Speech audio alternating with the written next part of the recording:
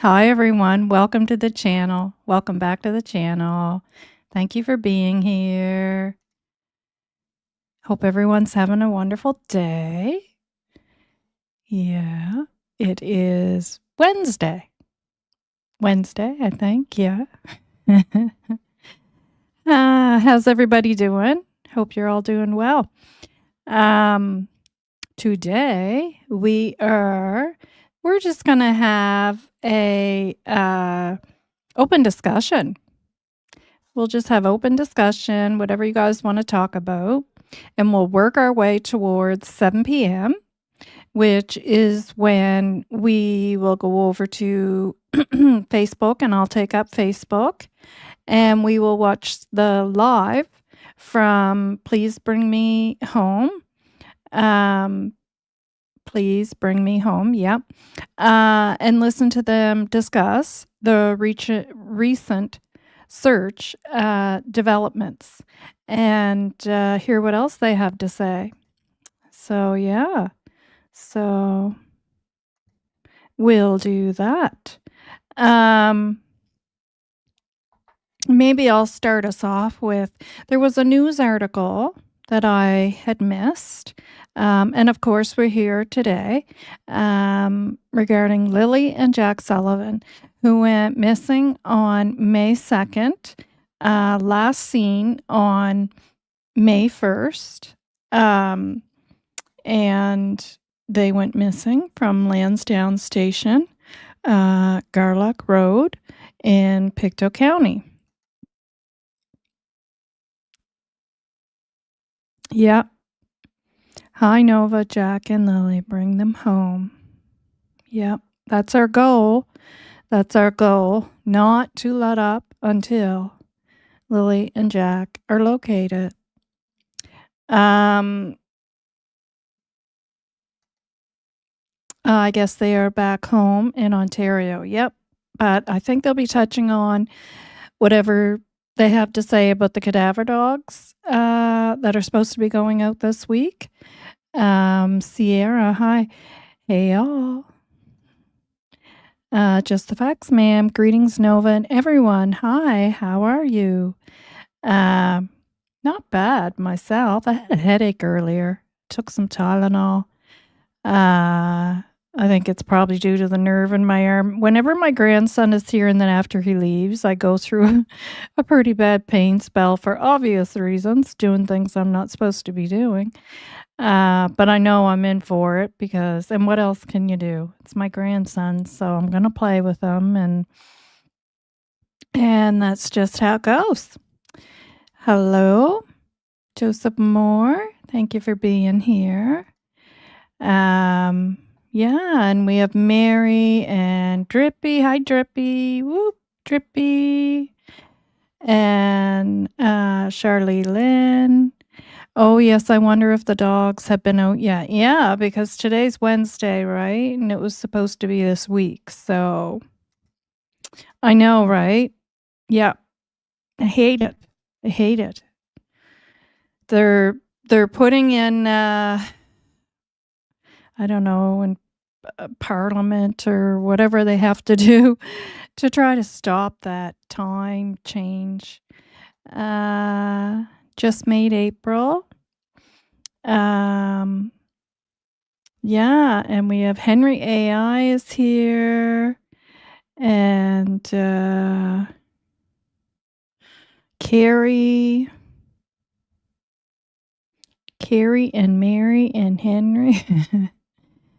And Nurse Clancy, Allison, Robin, Valerie, Donna, Betty, Christine, Irene, Sierra, Drippy, Joseph, Charlie Lynn, Violet. So I hope I didn't miss anybody. Just Mary. Connie. Thanks everyone for being here. Yeah, maybe I should have took that up already. Maybe what we'll do is there was a article I missed the other day and I watched it today. and I thought it was interesting, and the ward is on there, who you guys have seen before in other interviews, but he touched on something that I have been talking about for quite some time, and I thought that was interesting. So I'm glad I'm not the only one that had been thinking about it. Just give me a sec here and I'll find that. I think that's it. Yep, that is it. I'll bring it up.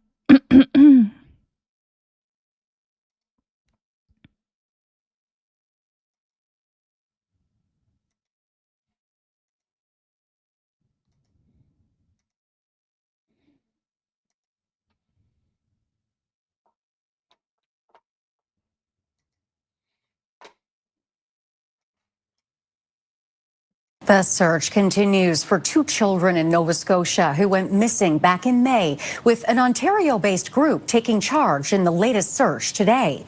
The group, called Please Bring Me Home, is organizing today's search, hoping to find leads in the disappearance of 4-year-old Jack Sullivan and 6-year-old Lily Sullivan.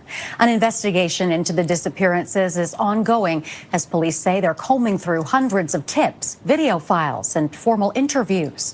Multiple searches have already been conducted by police of the heavily wooded areas near the children's home. And joining us now is Robert Parker, warden of the municipality of the county of Pictou. Warden Parker, good to have you with us. It's been more than 6 months since Jack and Lily were reported missing. Talk to us about this new search.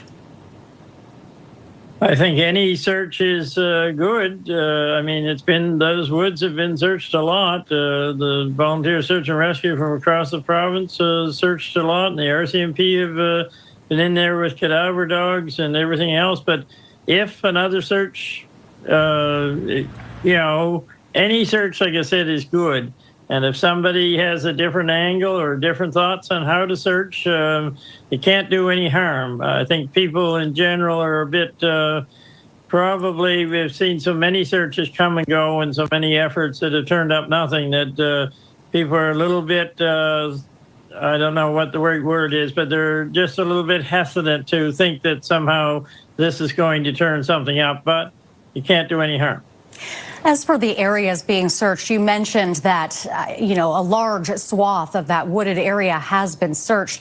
Will these searches today be looking in new areas or in places that have already been searched?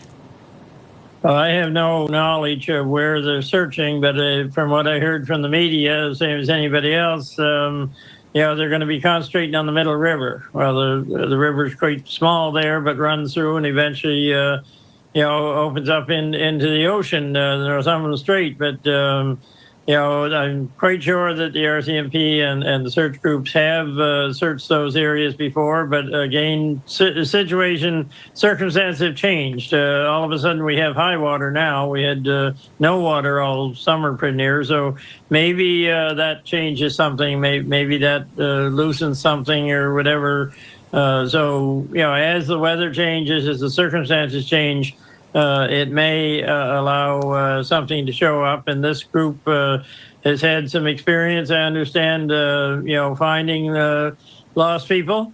So they may have some particular ways that they do things, but certainly nothing against the people who've done the searching in the past. They've done a very thorough job, I know, and they certainly searched the river and all along it and everything. But like you say, with changing circumstances, it may turn up something. And as you say, an extra set of eyes never hurts. It's been 6 months. What kind of impact is this all having on the community?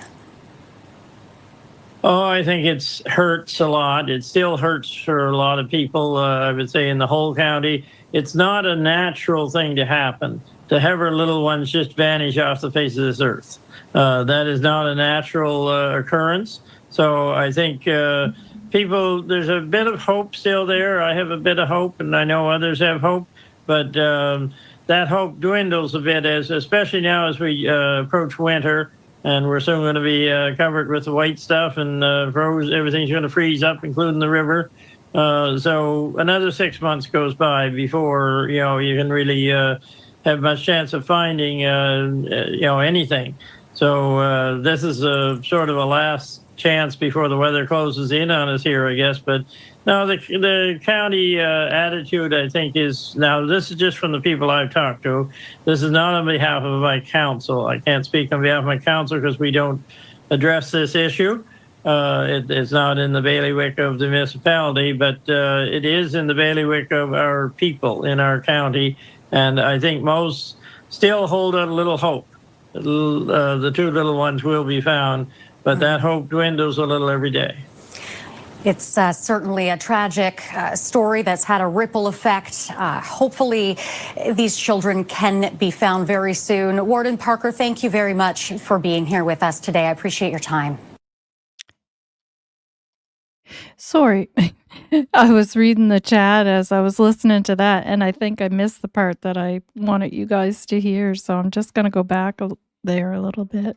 It's when he first comes on that he says it. Now is Robert Parker, warden of the municipality of the county of Pictou. Warden Parker, good to have you with us. It's been more than 6 months since Jack and Lily were reported missing. Talk to us about this new search. I think any search is good. I mean, those woods have been searched a lot. The volunteer search and rescue from across the province searched a lot, and the RCMP have been in there with cadaver dogs and everything else. But if another search, any search, like I said, is good. And if somebody has a different angle or different thoughts on how to search, it can't do any harm. I think people in general are a bit, probably we've seen so many searches come and go and so many efforts that have turned up nothing that people are a little bit, I don't know what the right word is, but they're just a little bit hesitant to think that somehow this is going to turn something up, but you can't do any harm. As for the areas being searched, you mentioned that, a large swath of that wooded area has been searched. Will these searches today be looking in new areas or in places that have already been searched? I have no knowledge of where they're searching, but from what I heard from the media, the same as anybody else, they're going to be concentrating on the Middle River. Well, the river's quite small there, but runs through and eventually opens up into the ocean. So that's what I was talking about there. So I have talked about that quite a bit. I did a very extensive video on it actually, regarding that. And actually, I'll bring up a picture for you guys to show you. And you'll hear what he says next after that as well. And hello to everyone else who came in. Thanks for being here. And hello to one of my mods, Rena Girl, who just came in, and everyone else. Yeah, so he's talking about what I've touched on there quite a long time ago. If you guys all remember, we went through the whole video there of and I had shown you all, and I'll show you this picture. I'm just going to send it to myself here.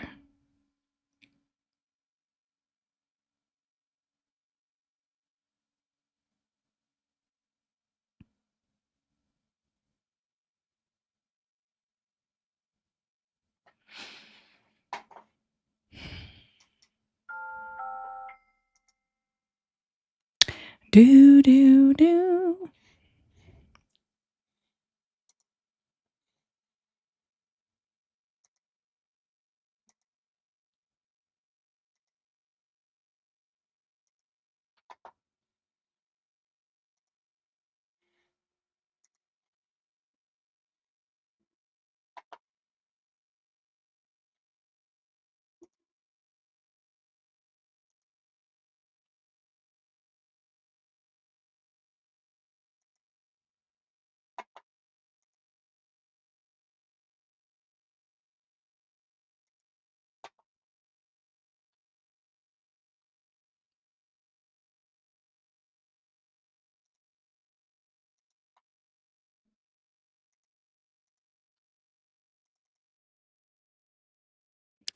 Yeah, so you can see there, um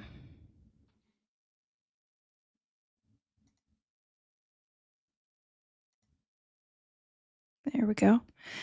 Um, yeah, so here is the Mackenzie property here, with the little red, marker, and then where it says 14 minutes, that is down to where the Middle River, starts to open up into the next, body of water.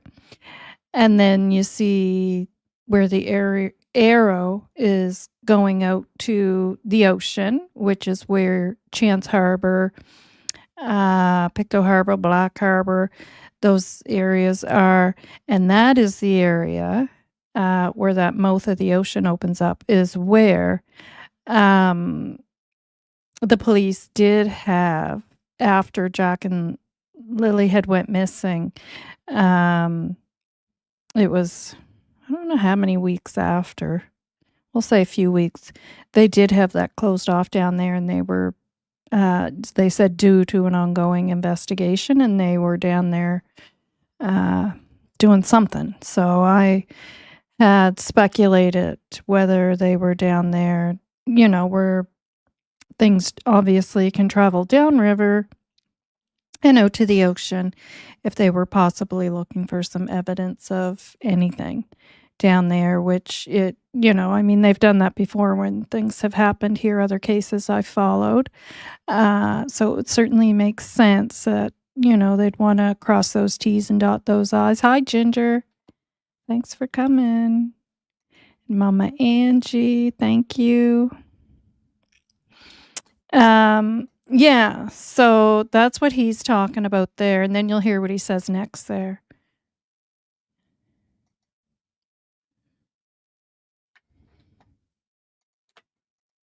Well, you're not going to hear what he says next because I have to share the screen again.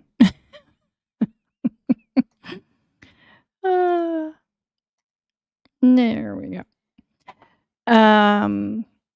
Groups have searched those areas before, but again, circumstances have changed. All of a sudden, we have high water now. We had no water all summer pretty near, so maybe that changes something. Maybe that loosens something or whatever. So, as the weather changes, as the circumstances change, it may allow something to show up, and this group has had some experience, I understand, finding lost people. So they may have some particular ways that they do things. Situation or that the RCMP some of them straight, but I'm quite sure that the RCMP and the search groups have searched those areas before. But again, situation. Exactly. Yeah, and that's why I speculated that's why they were down there, because, it'd be part of their process, I would think, that they would check those areas and even down into the open of the mouth, right? You heard him state next, as things get pushed out there. Now, when the kids went missing, we had more water then because we were having a lot of rain then as we are now. So, and I had mentioned in the video I did how the water levels were up, because my husband and I remember we had drove past the river, Middle River, and I remember how high it was and how it was running. And so it would be much more comparable to what you saw in this search in those news clips that we had watched, how the water was flowing. So, yeah, so definitely a difference there for sure. Yeah. So that's all I want to play that. I just thought that was interesting that he touches on that as well. To me, it's just common sense. Yeah. I'm going to come back over to chat in a minute, guys. I'm going to bring that Facebook page back up so that we have everything ready when we are ready to go over to Facebook.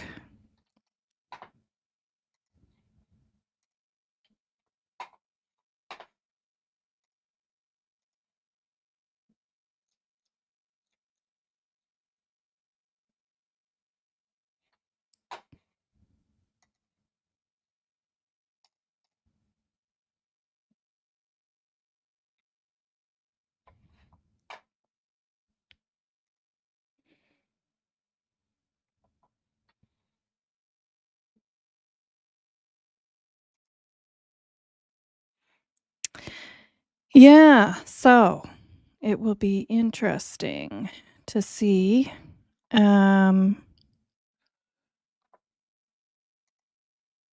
what takes place there,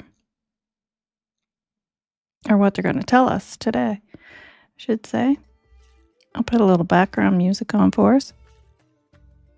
If it's too annoying or it's too loud, tell me, guys.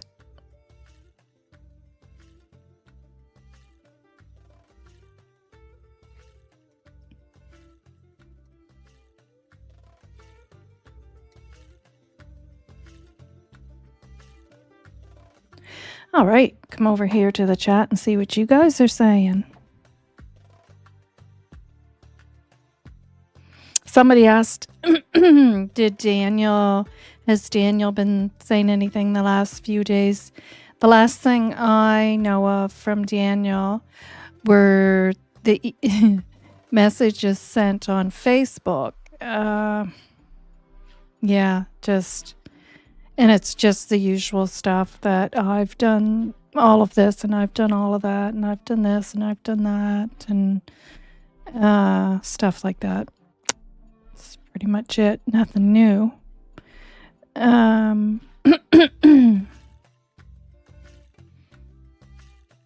Yeah, so yeah.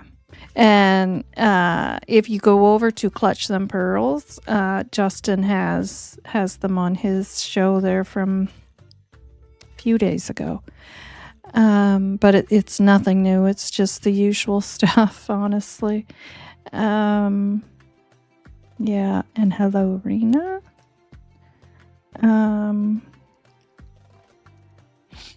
I hope they search where the heat detection was. Not the swans, not the drums, but where they were standing. I was going to get the coordinates from Ninchi. Yeah. I'm a little confused about what that was. I know there was... Does that have to do with that area that they said they thought it may just to have been a fox den or something? Yeah. I'm not sure if that's the area that she's referring to. I think they did search there. Oh, okay. Maybe they did. Yeah. Is anyone from... Is that California that deal with RCMP? Is anyone from Canada that deal with RCMP? I'm not sure what, like, do you mean, like, does anybody know anybody from the RCMP? Like, I do. I know somebody that's worked for the RCMP and for the, oh my goodness. What's it called? Major Crimes Unit, forensics and stuff like that. But I'm not sure if that's what you're asking.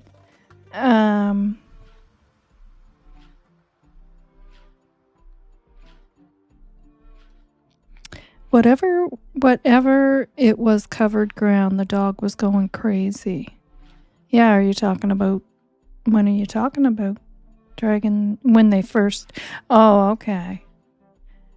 There was an area where they were going crazy. Hi, Robin. Ginger, hi. Thanks for being here. Yeah,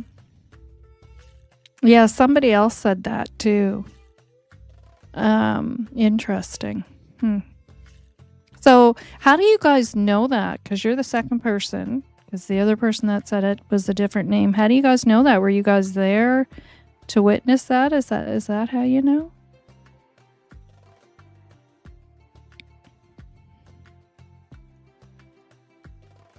Hi, Mary. Novah, was the water level up or down when Lilly&Jack went missing? Oh, and I already answered that. Yeah, Ginger's mom, hi. I heard it was down from April.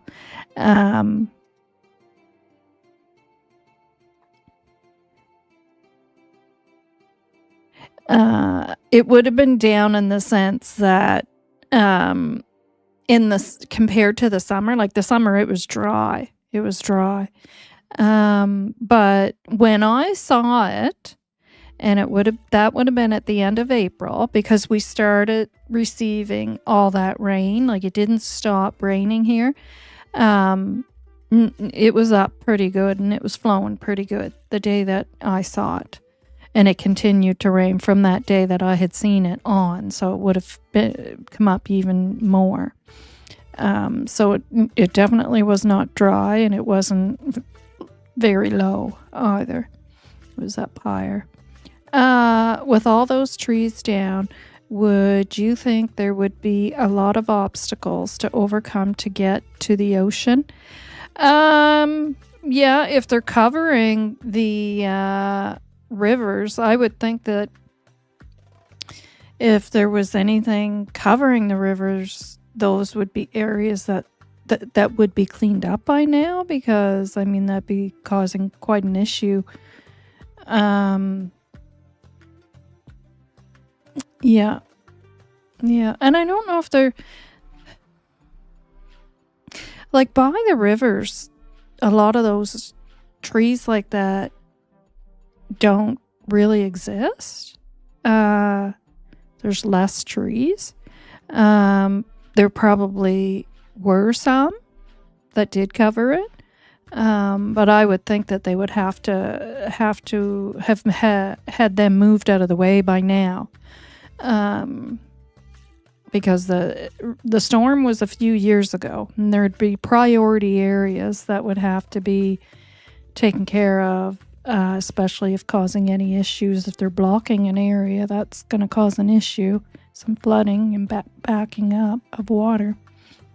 Yeah, it'd be interesting to ask somebody who was involved in the search how many trees were down across those rivers. Yeah.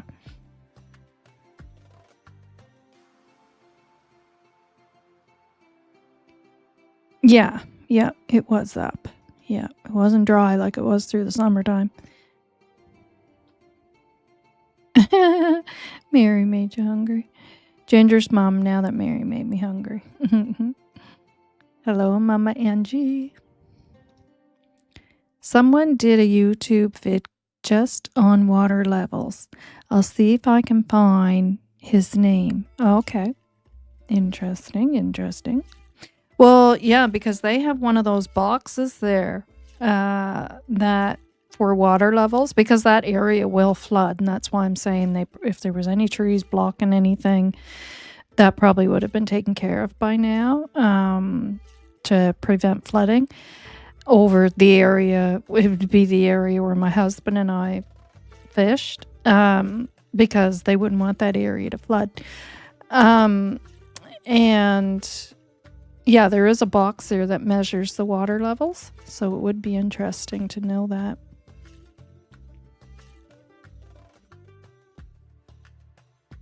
Hi, Kim. Thanks for being here.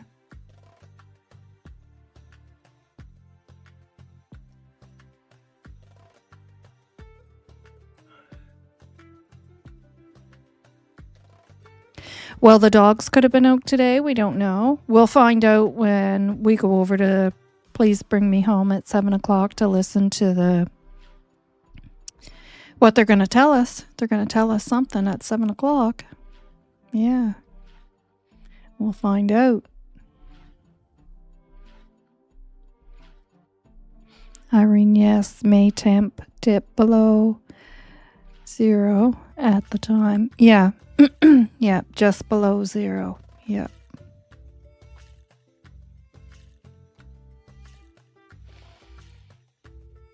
It was Mike MX who did the vid on hydrometrics data for Middle River 3 days ago, titled Jack and Lily, Water Under the Bridge. I'll bring it up. Let's bring it up if you guys want. I should finish going through these comments first, though, and then we'll see if we have time.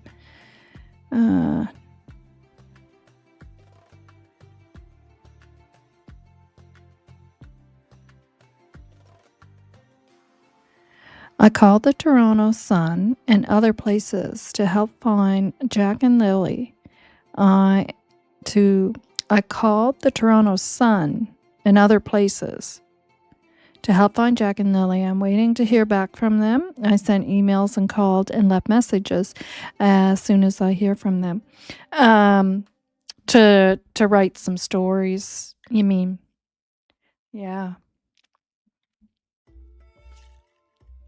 Yeah, it would be great to have it everywhere possible, right? Yeah.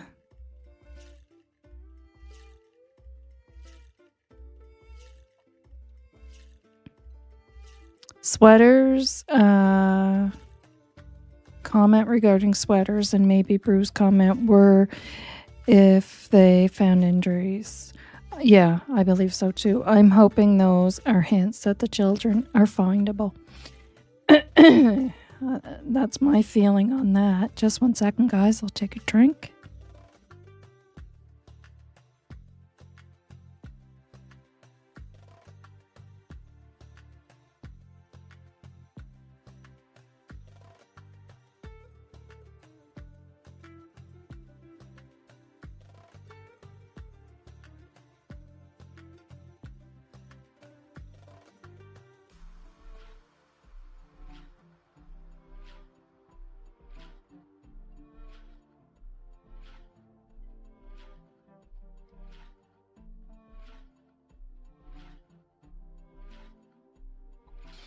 Yeah, they were standing right on top of the heat source. Okay. Somebody told me about that video she did before, and I forgot to watch it because I don't, there's people I watch every day, and she's not one of them. But if someone tells me there's good information on so-and-so's video, I'll check it out. News had mentioned forensic positive. I have heard nothing more.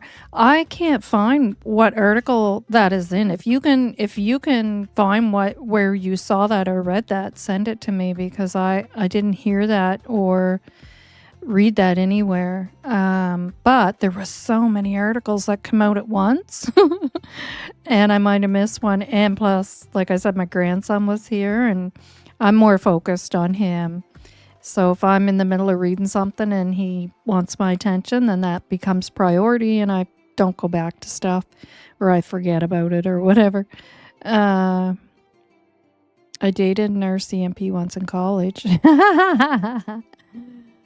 Super Dan as always. Yes, exactly. Yep. I'm from Toronto. I can call the main office RCMP. Oh, okay. Ninchi and Mike have just put out detailed info within the last day or two about those heat sources. Oh, okay. Okay. Usually I watch Mike's videos too, but I have missed some. Hi, CB. Thanks for being here. Long time no see. Oh, that was you that just said that. Ah, ha, ha, ha. Did they not use sonar radar? Yeah. Yeah, that's what it said in the papers. It was all on Ninchi. Okay. Heard it on search radio. Oh, okay. Gotcha. Yeah. Yeah, I heard the dog barking in the background too. Yeah, and in some of the news, too, that you watch, the live news, where they're talking to Daniel or Malaya. Yeah, you can hear the dogs too in the background. When dogs reacted, where was that location? End of driveway. Don't know. Oh, you mean, I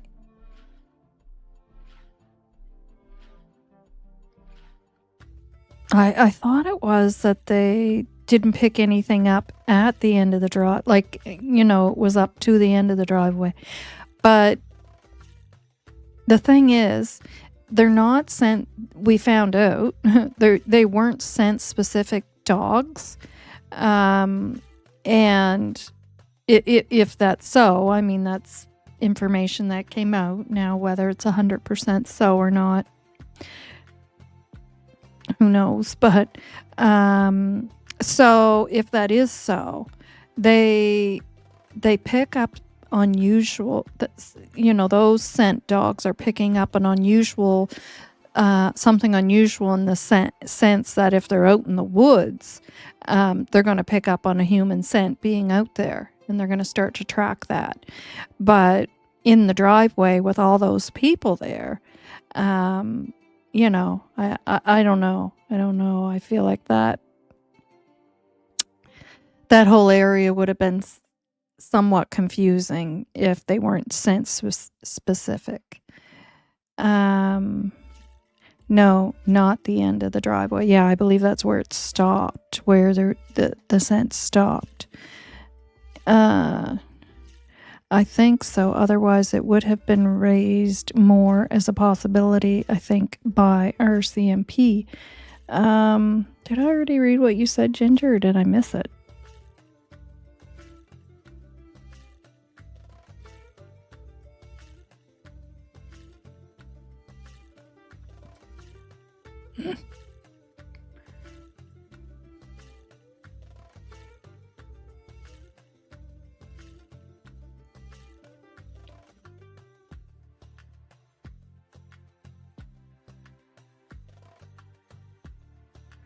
I don't see another comment from you, except that you're having pepper steaks. I can't eat steak. It was between a tree and a river.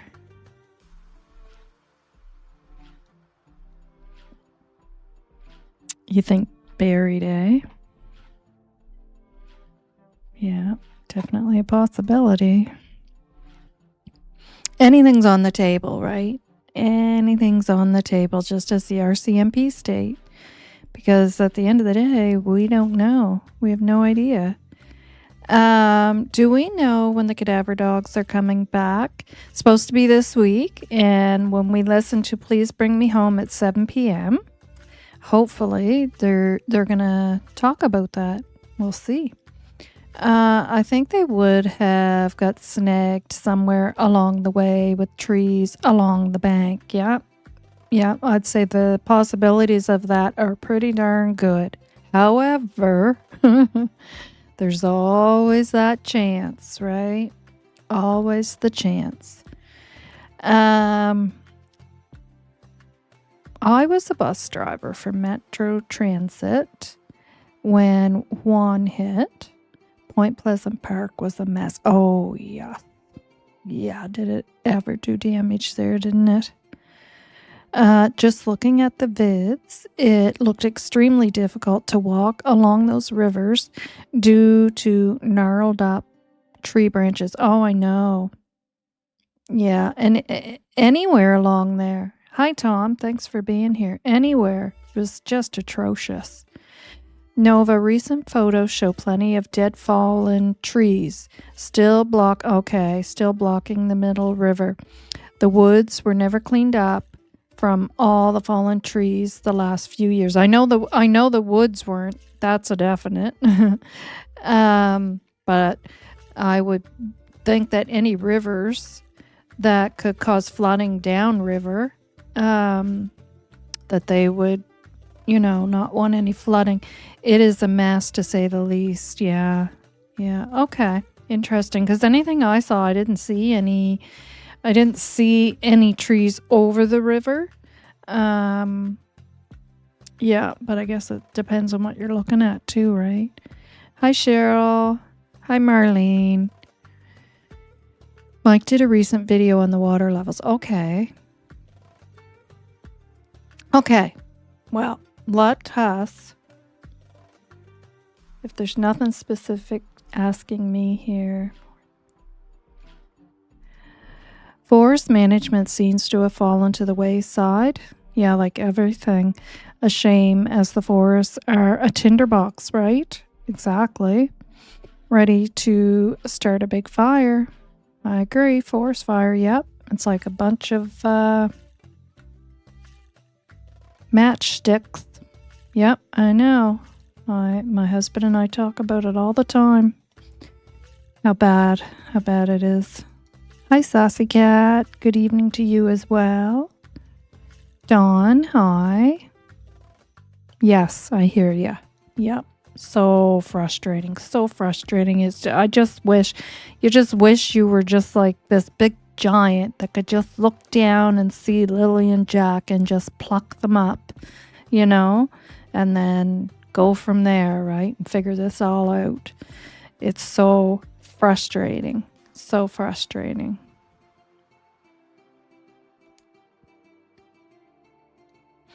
Nova, I can't find it. I thought it was CTV. I've listened to all the CTV ones. That was just CTV I played there. Yeah.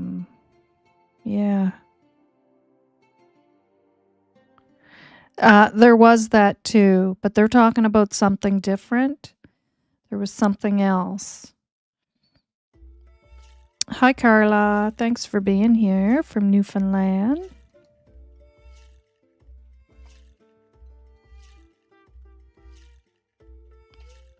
All right, I'm gonna pull Mike's video up before we go, because Mike's are usually the shorter ones, and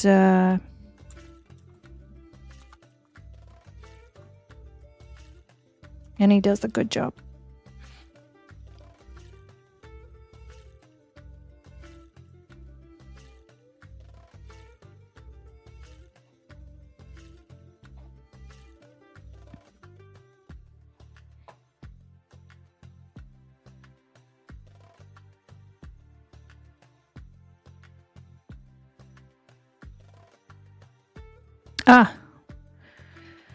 Jack and Lily, water under. I wonder which one it is. If you guys can if I pull his page up, you guys can probably tell me.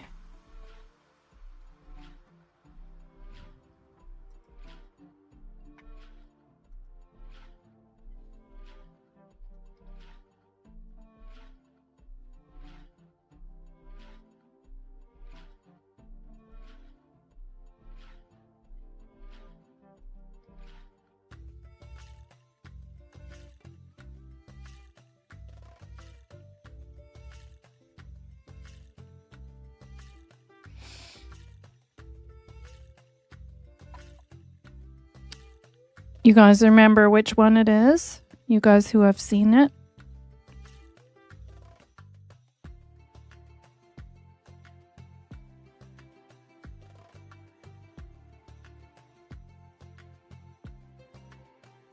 Hi, Holly.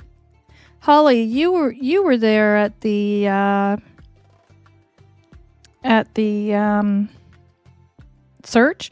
Do you remember if? Well, you would remember. Can you tell us? Were the rivers covered badly with fallen trees, being blocked by falling trees? And no, you did not miss Please Bring Me Home yet. It's at 7.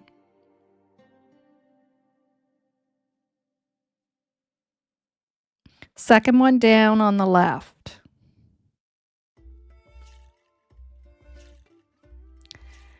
Second one down on the left.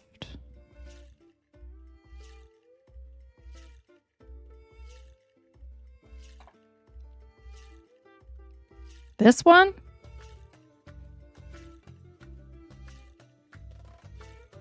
Was it the one I was touching there?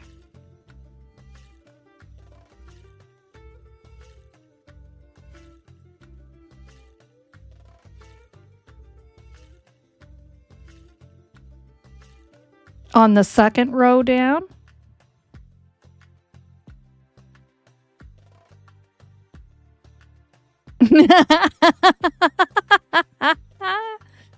My other left. Oh my. I do get them mixed up because of my new brain. Under the bridge, it's got to be that one. This little apple tree was very badly damaged a few years ago. And as you can see, it's tried to keep itself going and repair itself. and live on. You said second row, first video? Okay, yeah, that was the right one I had. This little apple tree was very badly damaged a few years ago. And as you can see, it's tried to keep itself going. Hi, Joyce. repair Thanks for itself being here. and live Hi, on. Mousy. Thanks for being here. Anyway, this video is about bridges and water searches. And the group, Please Bring Me Home, with the best intentions of searching for Jack and Lily, they seem to have been restricted to a water search. And maybe that was their original plan, their primary search. But at this time of year, is it really the best plan? I'll have a look at that. We'll go to some hydrometric data for this time of year. Okay, this is the hydrometric data for the middle river of Pictou. And you'll notice there's quite a spike on the Friday and the Saturday of the search. And I'll just look again at previous to that. Go back to say the middle of October and reset the parameters. Get an overall view. Yeah, the water levels were rising, and in my honest opinion, water level getting up over a meter, and the flow something fierce. The flow was cubic meters. It's up like 10 cubic meters, and that is savage flow. I'll just go back to the bridge. Oh, a river search at this time of year, although it can dislodge debris, it's actually a very bad idea. It's not safe, in my honest opinion. I do appreciate, like, they're limited to their time constraints, and with the best of intentions, maybe they had a land search as a primary objective, but I'll actually hope they don't search a river today for fear of safety for their members. The summer would have been ideal. You could literally walk in that middle Pictou River. The water was only ankle deep, hardly any flow at all during that very dry spell. But yes, the trouble was people weren't allowed in the wilderness areas because of the fire risk. And it's just circumstances beyond people's control. So yeah, I'll actually hope they don't search today, just for fear of safety. And maybe better search time for the rivers will be next year, when the water levels are lower, safer for the searchers. And hope Lily and Jack get found. We'll take care. Somebody asked who that is. That is Mike, and I have his video up there that Ginger put up. I just want to see because it shows. In my honest opinion. Okay, so we have October. Oh, we're up to now. He doesn't go back to. I thought he might have went back to the end of April there, early May. But I just know, I remember my husband and I driving by and looking at it myself. And I know it wasn't like it was in the summer. It had flow to it. It was It's flowing good, and it was up higher. Yeah. So we'll get rid of that, and we'll have to bring the Facebook back up there.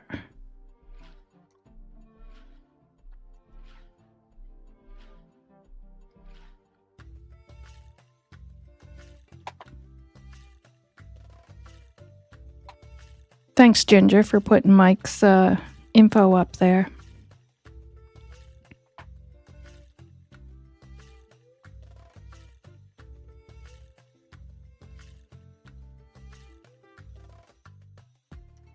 Yes, exactly. I said the same thing. And like we need it. We need it so bad. So hopefully this will help us next summer. And if we have I hate to wish for snow. I don't mind snow, but I know it's hard for people who have to shovel. I'm spoiled. I've never had to shovel. My husband does all that. But if we have a lot of snow and then rain in the spring, that should hopefully get rid of that dry ground that we've had now the last couple of years, maybe 2-3 years. Yeah.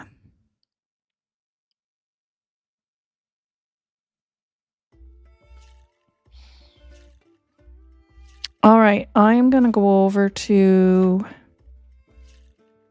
Facebook here. Thanks, Dragonfly Lover. Hit that like button, please. And if you wish, subscribe and please share. I'm going to go over to the Facebook site, so I won't be able to see you guys. I just want to make sure that we don't miss getting this on here and seeing it. It's the first time I've actually pulled this up myself on here. Well, no, actually, I did do it before for the first visual. So I just want to make sure I can get it up. So I won't see you guys chatting there, but chat away. And hopefully we won't have any issues bringing this up.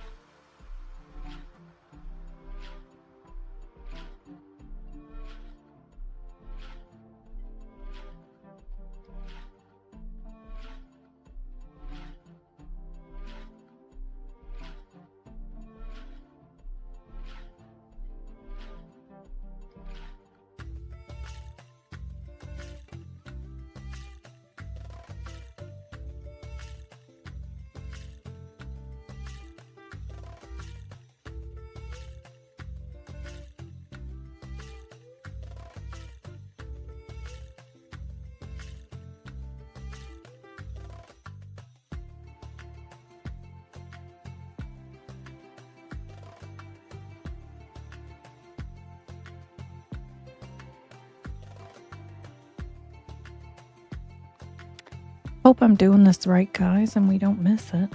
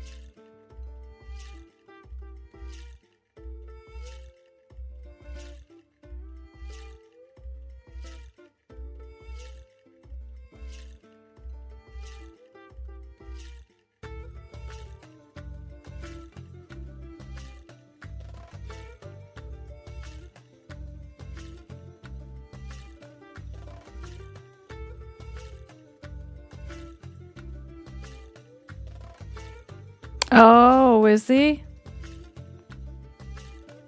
Oh, okay. Maybe that's so. What's it say there? Let me see.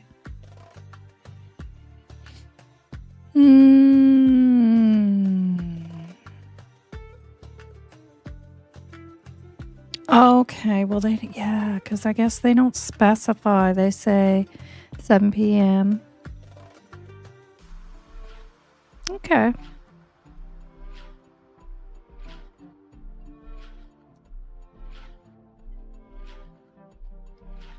Well, alrighty then. We'll just have to entertain ourselves, guys. Novah, just FYI, Mike Emmek's video called Jack and Lily, Ninja Oil Drum Swans, is very informative regarding the heat source. Very informative regarding the heat sources. Okay, well, let's bring that up since we have some time now. I never even thought about that. The time difference. Things to get used to.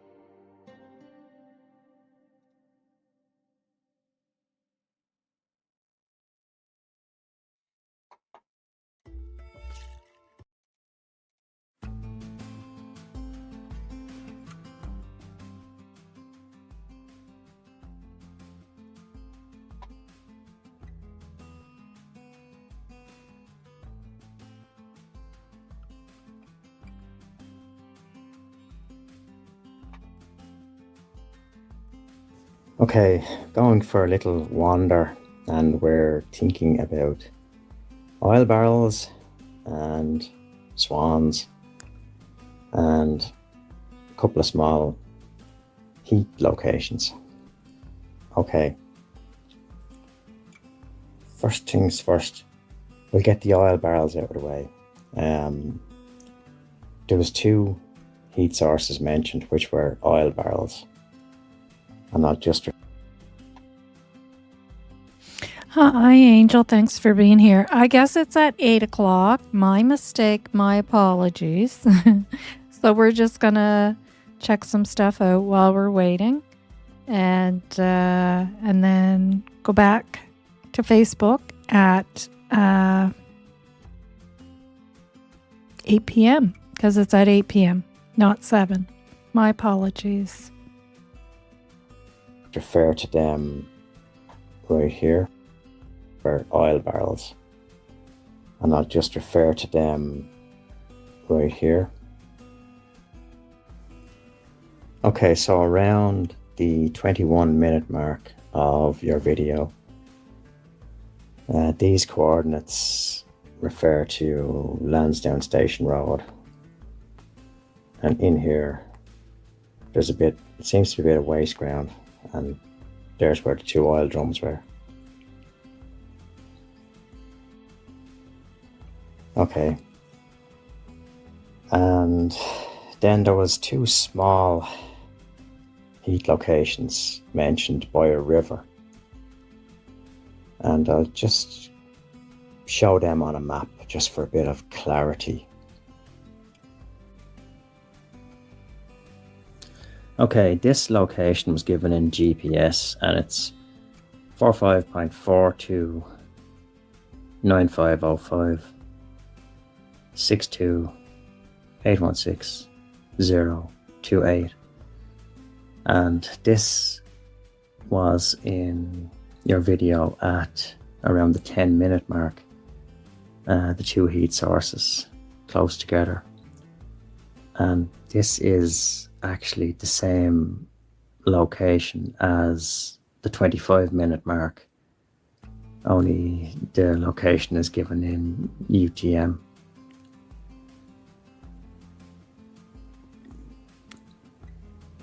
The searchers couldn't find anything at that location, but there was a duck mentioned. It could possibly be that there could have been 2 ducks at that location and there was only 1 spotted. Or it could be that the duck was sitting on the bank at the side of the river and decided to get into the water. And where the duck was sitting could have had residual heat, which would have been picked up as another heat source beside the duck. So that's a viable answer for why there's 2 heat sources and only 1 seen, and a mention of a duck. And then, oddly enough, after that we get mentions of a pair of black swans that were on or moved further up to a lawn out of the way. And as far as I can work out, there was no actual overheard GPS or UTM coordinates given for those swans. And why is that? Could be because they were on a frequency that just wasn't recorded. That happens. There's a lot of audio we don't hear. A lot of audio that's missed. So I think the coordinates for those swans was missed. And I hope that helps clear up a bit of stuff. Anyway, take care and good luck.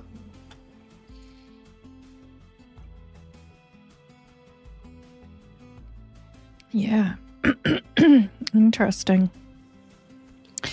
Okay. Whoops. Yeah. So Drippy, you asked that question, and excuse me, about whether people could be afraid. And Holly says you could tell it was very tense there. Sometimes a truck would wait at a stop sign and watch where we went on Friday, and that doesn't surprise me. Yes, that people would feel that way for sure. I think in any instance when something like this takes place, I think that can happen, but particularly here for sure. There is the has anybody ever heard of the Billy Smith case? Let's pull that up.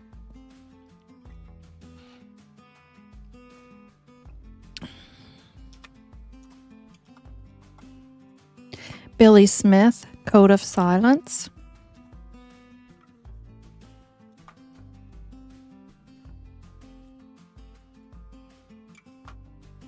And that's based on a story from Pictou County of a man who was red rummed. And they called it the Code of Silence because that's what it's like here. Now, I don't know what all I can play of this because who did this? Let me see.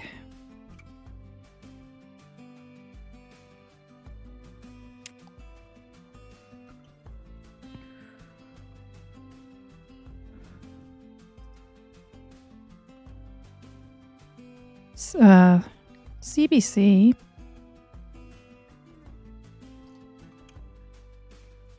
Yeah, they may not.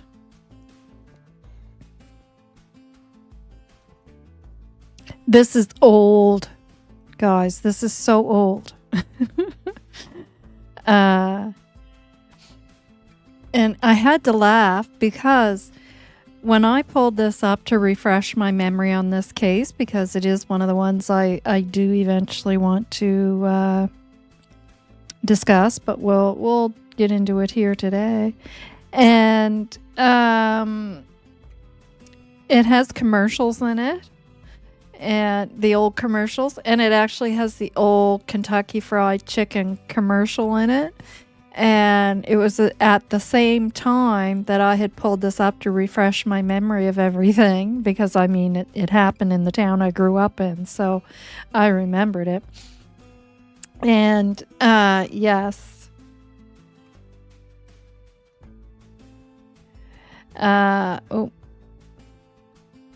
Billy Smith, wasn't he found? Yeah, in a marsh pond, whatever you want to call it.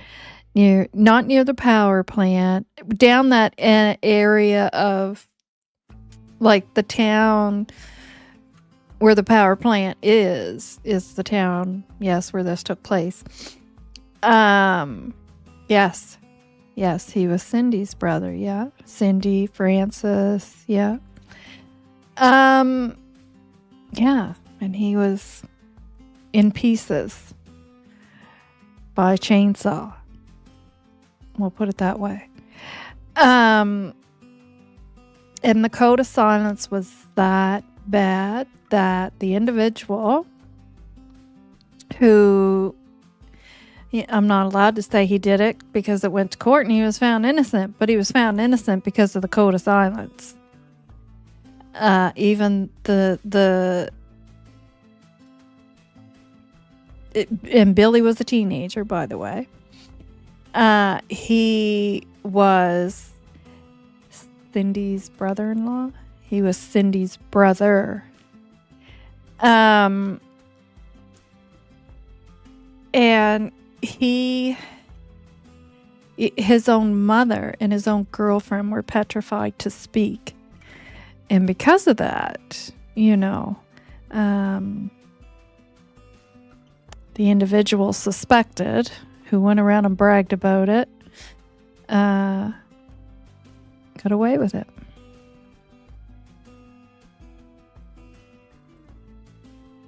And local people say that Billy was killed because he talked too much. He'd given the police detailed information about a series of fires in this area, and he was going to testify about it in court. But he didn't live long enough.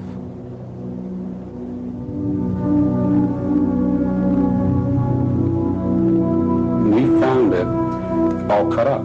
The arms were cut off, his legs were cut off at the knee. Trigger How warning. anybody could be so cruel to take a human body and do that. You wouldn't do that to an animal. We were going to get married, have the wedding down at the house. He loved me. He loved me alone, he did.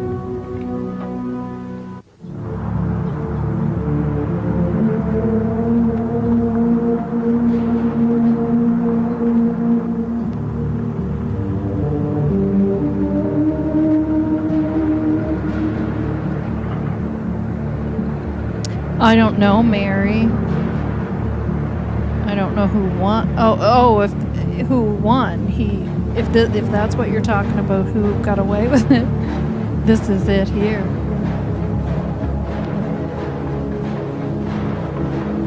the story, yeah. I remember when this happened.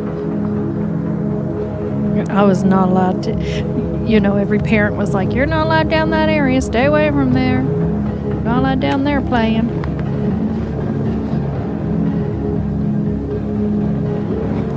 But I mean, so you heard what they just said, right? So, he was going to go to court and testify against these fires that are being lit. And then this is what happened, it's terrible. So imagine, and everybody in Pictou County knows that story. It's lived on, trust me. And hi, Stephanie. Thanks for being here. Yes. Praying for Lily and Jack. And that's right. Yep. Egypt Road was off limits for most by, cautious parents. Yeah.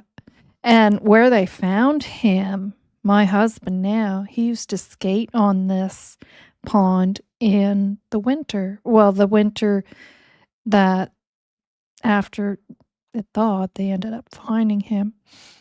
Yeah. So terrible. Oh, no, totally different Cindy. No. That just coincidental that this guy's sister's name is Cindy as well.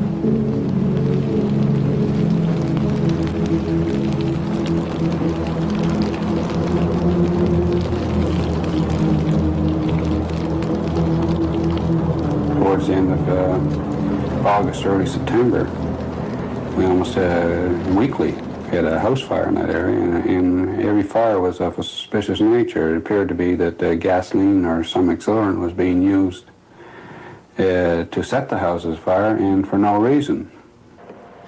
Dave Holmes was a 15-year veteran of the RCMP.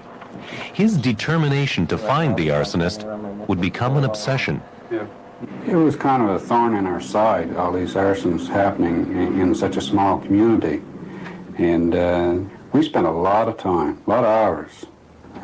Those first shooting months, my wife hardly saw me. Believe he was 17, Mary. And guys, pay close The attention. fires were happening on the outskirts of Trenton, Nova Scotia, in and around a community called Hillside. Pay close attention to what the RCMP are stating their process was in trying to protect those who were trying to speak up, okay? Because that's important.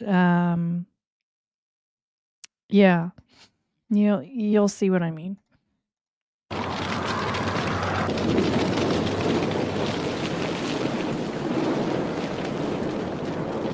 Every shift I was in Hillside talking to young people and picking them up and questioning them in regards to the fires. And in fact, at one point in Hillside, I think I had fingerprints, a record of fingerprints, pretty near every young person in that community. One of those young people was 18-year-old Billy Smith. He came from a hard-luck family. These two boys, Billy's younger brothers, died in a drowning accident. And Billy's father, Jack, died of a heart attack when Billy was just 13 years old.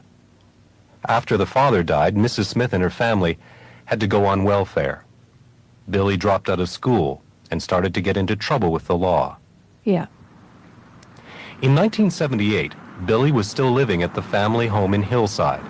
The family was so poor, they didn't have an indoor toilet or running water. There wasn't even a telephone. I spent a lot of time at Billy Smith's. Fires always seemed to be around Billy Smith's place in the neighboring area. And Billy Smith's was always the gathering spot for all the young fellows in the area. So I was back and forth into that house. I got to know Billy, his brother Johnny, and his mother Marion, because we spent, like I said, many nights there. And Billy had a good heart, but he also had sticky fingers here. If there was something not nailed down, he'd take it. He was a nice guy. He was fun to be with. Tammy Burnett was Billy's girlfriend. At the time, she was just 16 years old. First love? Yeah, my first love. Yeah, he was. Yeah. Yeah. What was special about him? Now, and I will tell you, many of these names that you hear, the last names, like I grew up here, remember, and I grew up in that town. I don't live there currently, but that's where I grew up. Those were people, yes, that you were afraid of. These were the people that lived on the outskirts. Very similar mentality going on. And they lived on the outskirts, and many of the last names you'll hear of here, you know, they built a reputation that you were to be afraid of them. You were to be afraid of them. Mhm.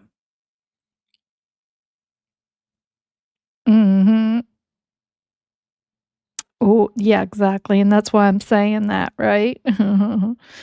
Yeah, and the Burnetts and where she just said there. Yeah. Like, yeah, they were yeah. So very similar mentality going on. And possibly the same, possibly, we don't know, but possibly the same code of silence going on. It's yeah. He was himself. He wasn't trying to impress anybody. He was just himself, and that's what I liked about him. Now, Billy was the kind of guy who could take care of himself. He didn't mind getting into a fight, right? Oh, no. He could always stand up on his own 2 feet when it came to a fight or anything like that. Tammy and Billy used to spend a lot of time with Billy's uncle, Wilford Feldmate. Billy told his uncle that the RCMP were questioning him, trying to find out what he knew about the fires in Hillside.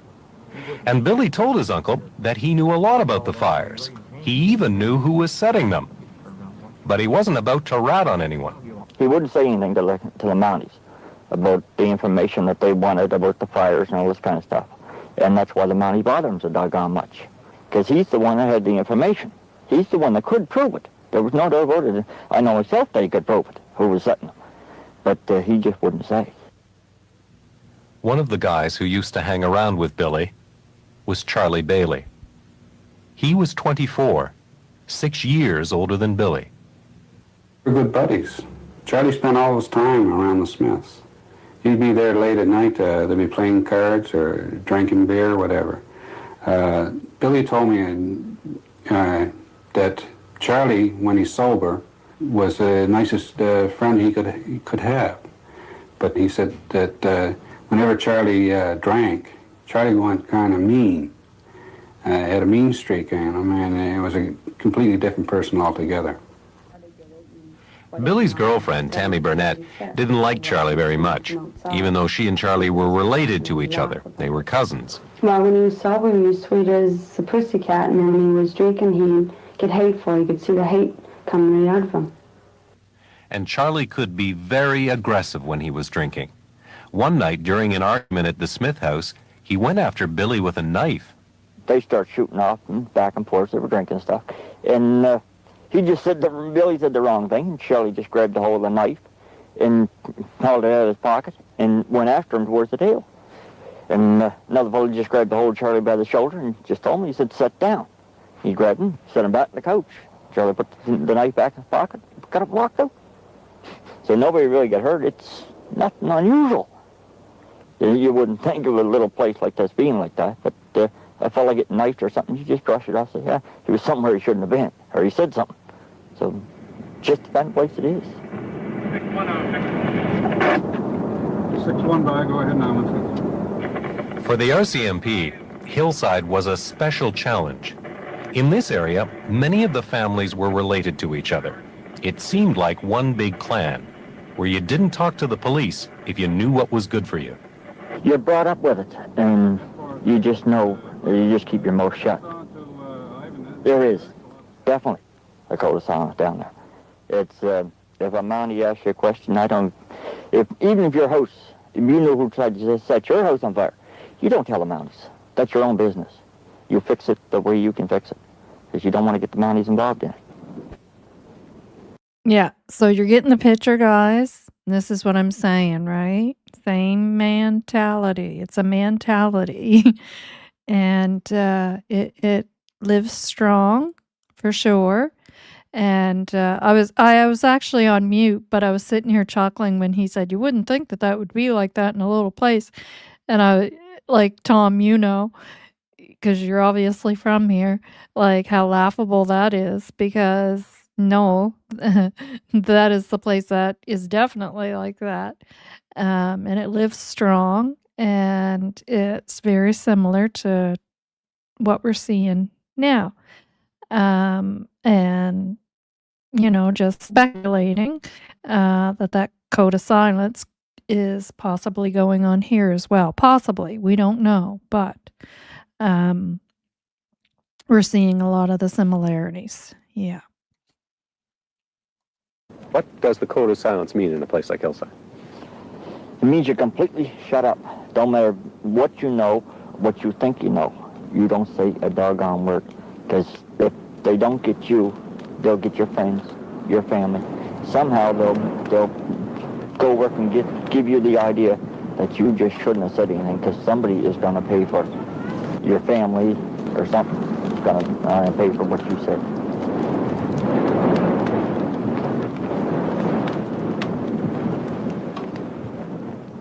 Some of the instances that we had, people were living right there in the home or sound asleep in their bed when the house was caught afire.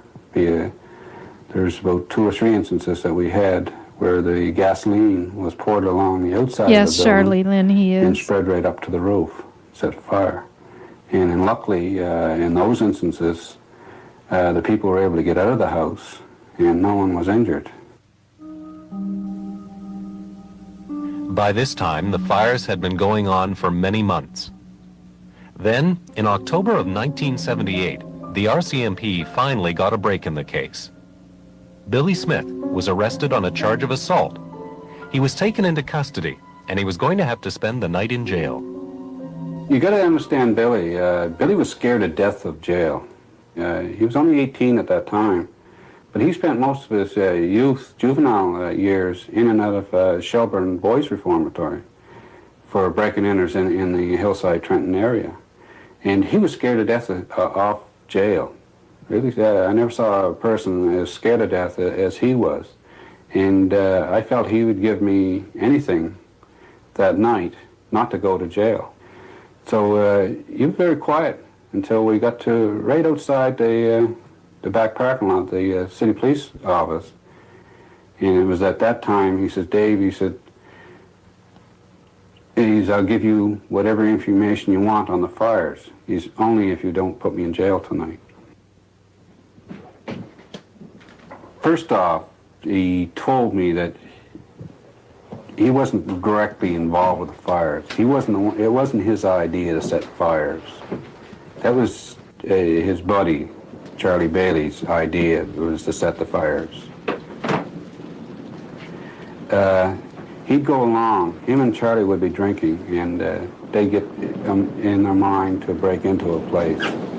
And then when they're there, Charlie would set it afire. And the way he was putting it across was that Charlie was the main perpetrator, that he went along with them. And I think he went along more with them because he was afraid of what Charlie would do if he didn't go along with them.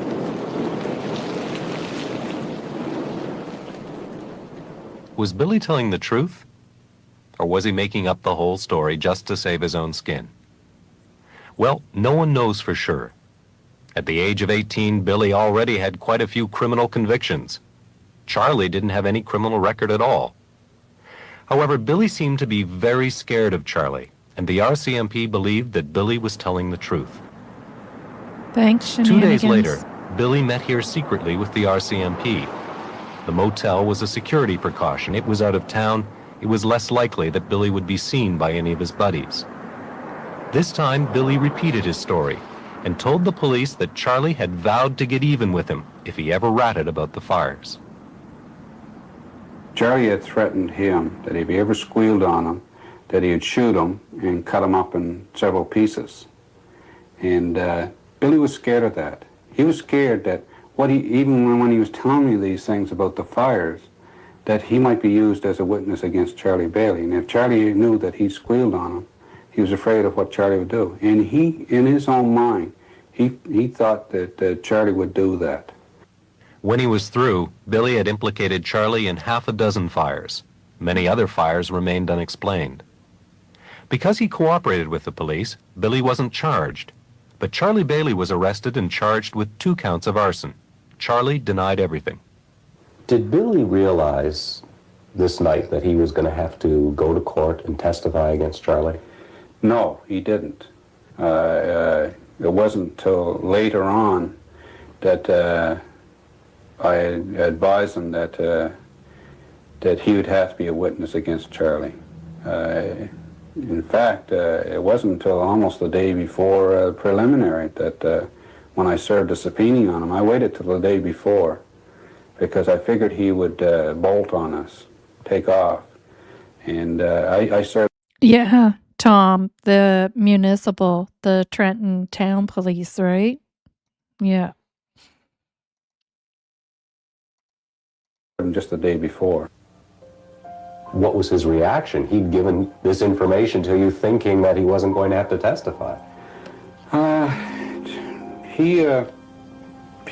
He told us that that we were going to kill him. You know, if he had to go on the stand to testify, that was his death warrant.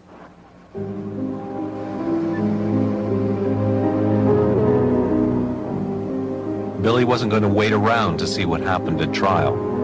He and Tammy took off, headed for Toronto.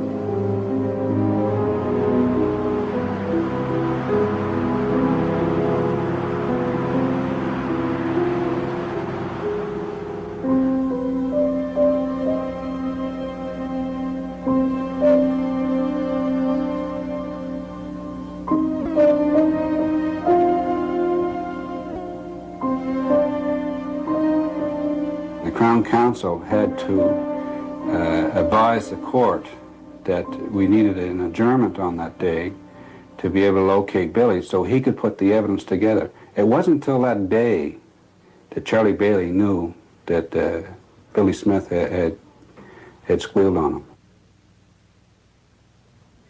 When Billy didn't show up at court, he got himself into even deeper trouble.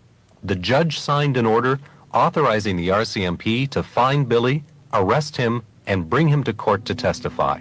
Now, Billy was in a real fix. If he gave evidence, his life could be in danger. And if he didn't testify, he could be arrested and dragged into court anyway. He and Tammy kept on the run. Everywhere we went, we always looked over our shoulder. Like any place that we went into a new city or whatever not, we'd never get to know anybody. We'd stay by ourselves, you know, more or less we ate, we slept, and we were together 24 hours a day. No matter what, we were always together.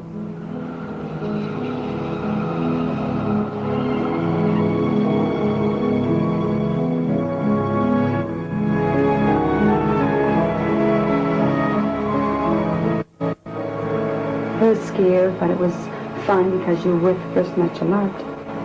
And you stuck by him no matter what happened.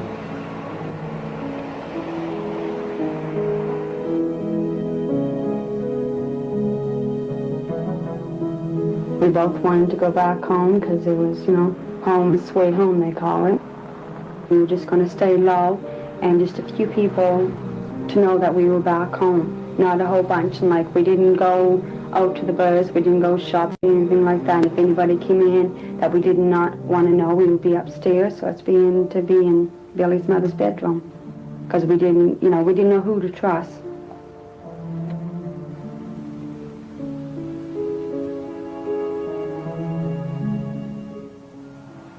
Unfortunately for Tammy and Billy, the RCMP hadn't given up on the arson case.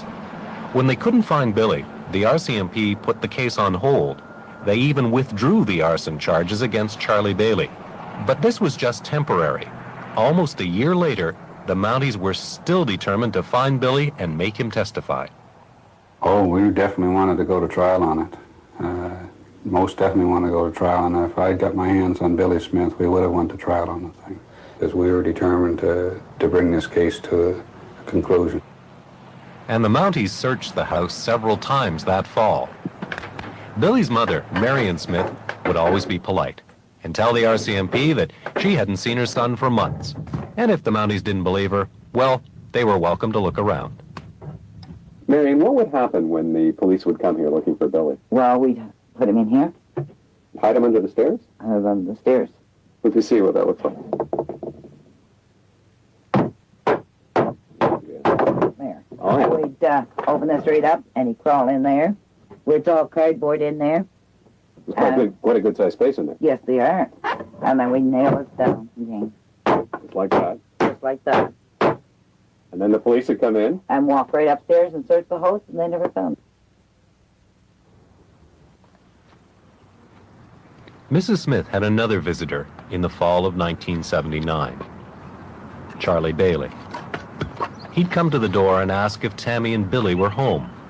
Marion would lie and say they were still in Ontario, and Charlie would go away. But the deception didn't last for long. One day, Charlie just walked right into the house.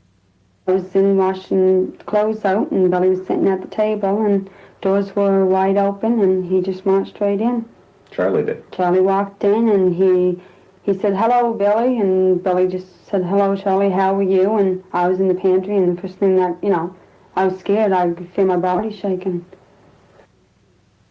At first, everything seemed friendly, but in the days that followed, Charlie confronted Billy about the fires and accused him of ratting to the Mounties. What did they say? Billy says he never said nothing. What did Charlie say? Well, the RCMP told me you did.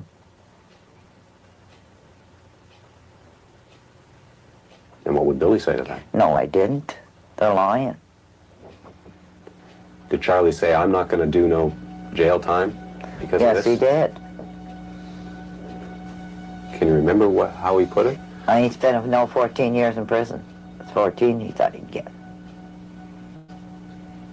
I know something come out of it. Didn't know what. But there'd be something.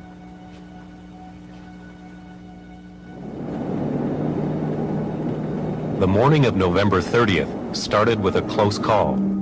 The Mounties, acting on a tip, suddenly arrived at the Smith house. The Mounties searched the house, but they didn't find Billy. He was hidden away inside the step. That afternoon, Charlie Bailey came to Billy's house for the last time. And he came in and he asked Billy if the cops were down here and whatever not, if you were talking to them. The cops were down my place and questioned me and stuff like that. And then we just went into the house and they sat back and started to drink. And Charlie just kept on repeating himself if he talked to the cops. And I told Charlie no because I put him underneath the step when the cops came in. Charlie, Billy didn't say a word, cops didn't see him at all. So they started to drink and whatever not, and Charlie kept on saying, somebody did squeal and I'm going to find out sooner or later I will. And he started to drink and they got into a fight and the table went over and then he got back up and Charlie said, well, when I do find out, he said, I will, chalk them up and kill them either way. And he looked at Billy and he said, well, can you kill your mother and Tammy? And Billy said, no, because I love these people and I would never hurt the people that I love. And Charlie looked at me and he said, well, I can. I can go on out and kill you and go home and eat a 4-course meal and wouldn't bother me one bit.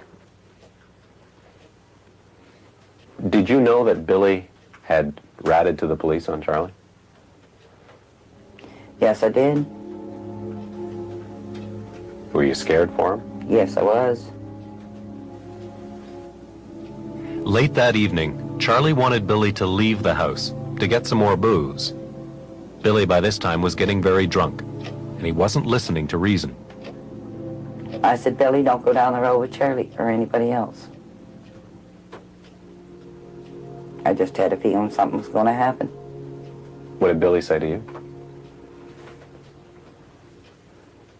And that's what's going to happen to me. And I knew deep down inside, like I told Billy, don't bother going because she ain't coming back. And he wouldn't believe me. He said, no, Boo. He said, I'll be back. Well, thank you for sharing that with us, watched them Tom. both go past Goodness. the graveyard. I seen Charlie go around the corner Terrible. first, and then Billy went around the corner, and that's the last time I seen him.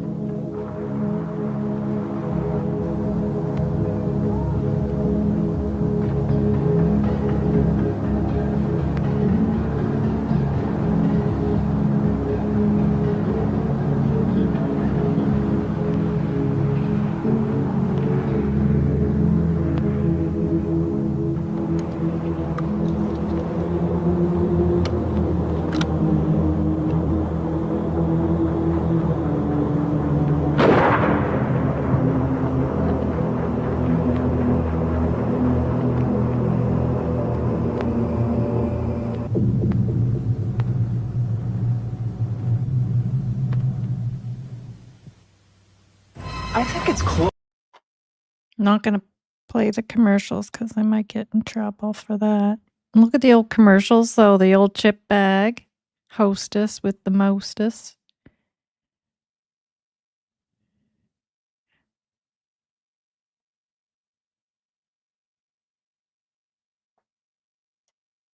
Oh, there's the old KFC where it actually said Kentucky Fried Chicken on the box, the chicken.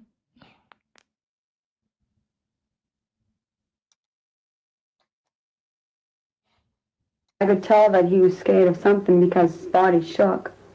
And he had the black eye, and when he did talk to me, he stuttered. When you get nervous, you stutter, you do. So, your words go all backwards. I called him a lie right to his face. I told him that he did kill him. What was his reaction to that?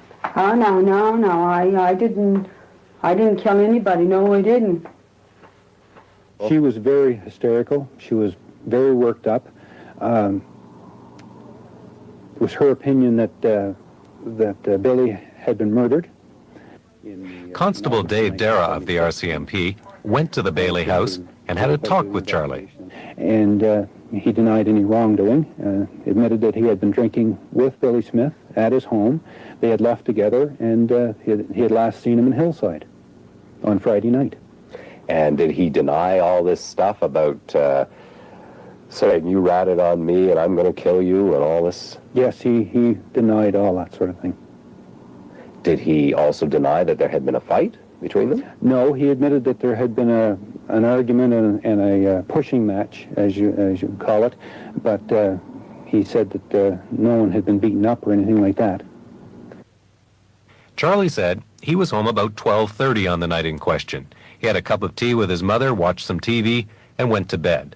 His mother backed up this story and said there was nothing unusual about her son's behavior that night. However, the RCMP calculated that even if Charlie was home by 12:30, that still left about 15 minutes unaccounted for.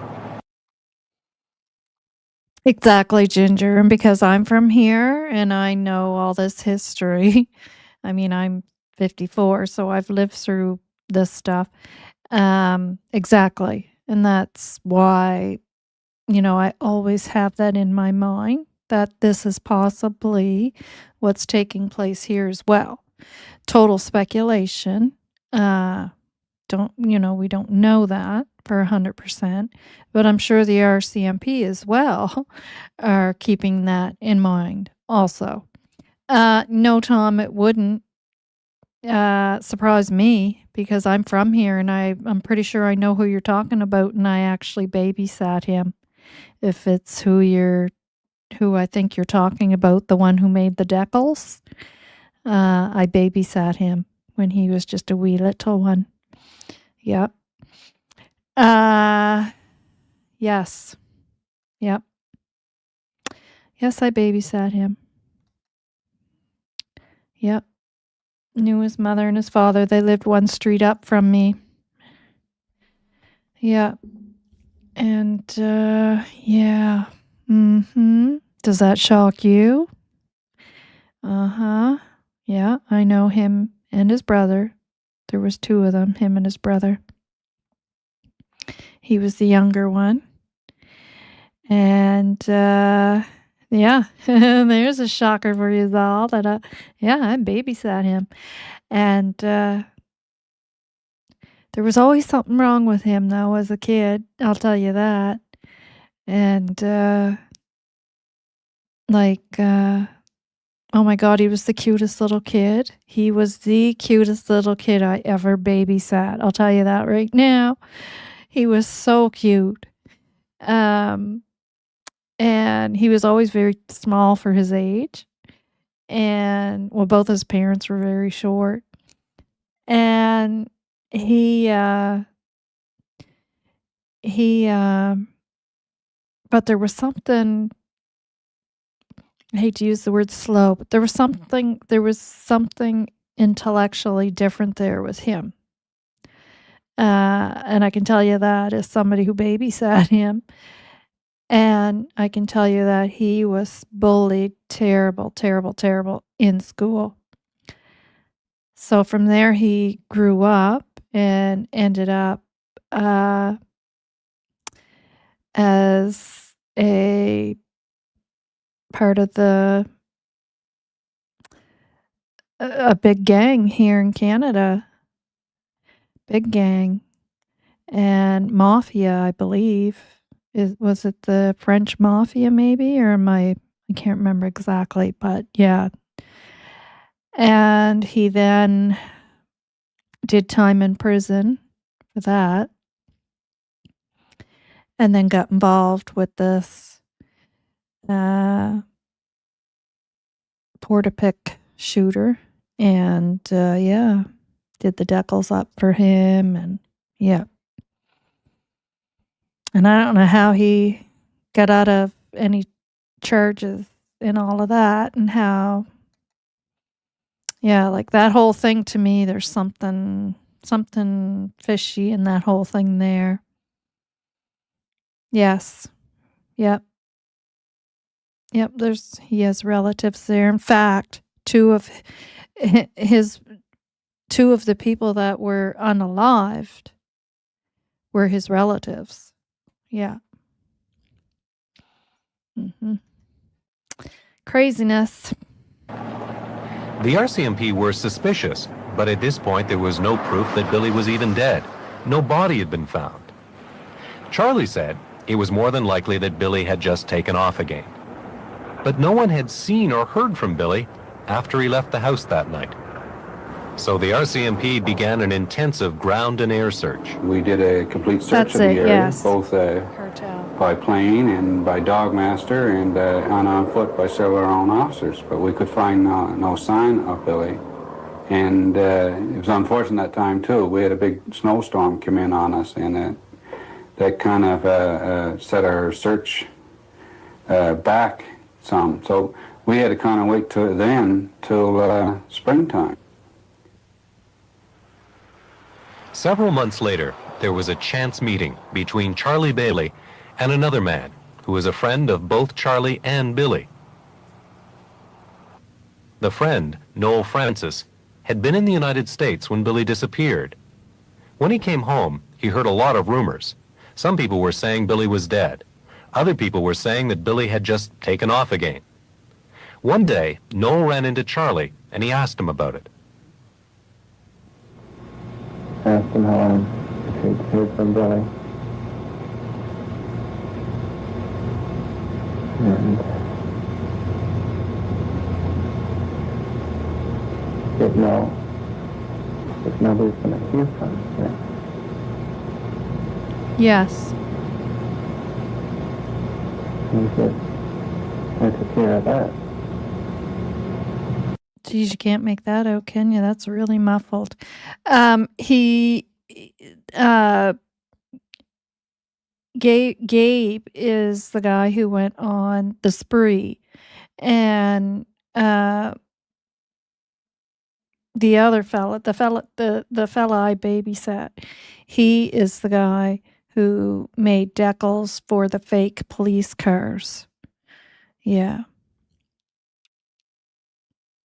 Yeah. I don't know if we're going to hear much of what this guy says. It's very muffled, but basically I can tell you what he's saying is that Billy told him that he did do that. Bludgeoned. It was almost pulverized, to be more explicit. The skull was broken into many pieces. The jawbone was broken into a number of pieces. Teeth were separated from the jawbone. The jawbone was approximately 4 to 6 pieces. And from that, it became obvious that, or it certainly suspected that the murderer had pulverized the skull area to prevent any identification. Brutal. Yeah, However, exactly. using Tom. dental records, the RCMP were able to identify the dead man as Billy Smith. He had been shot 4 times at close range with a shotgun. Look at the stuff they showed back then. Sorry, Charlie had guys. threatened Trigger him warning. that Trigger if he ever warning. squealed on Don't him, watch that that if you he'd don't shoot want him and cut him up in several pieces. It didn't strike home until the day we found the body, and we found it that way. to. Exactly, I can't tell Brenda. you. It's an awful shock. How anybody could be so cruel. To take a human body and do that. You wouldn't do that to an animal.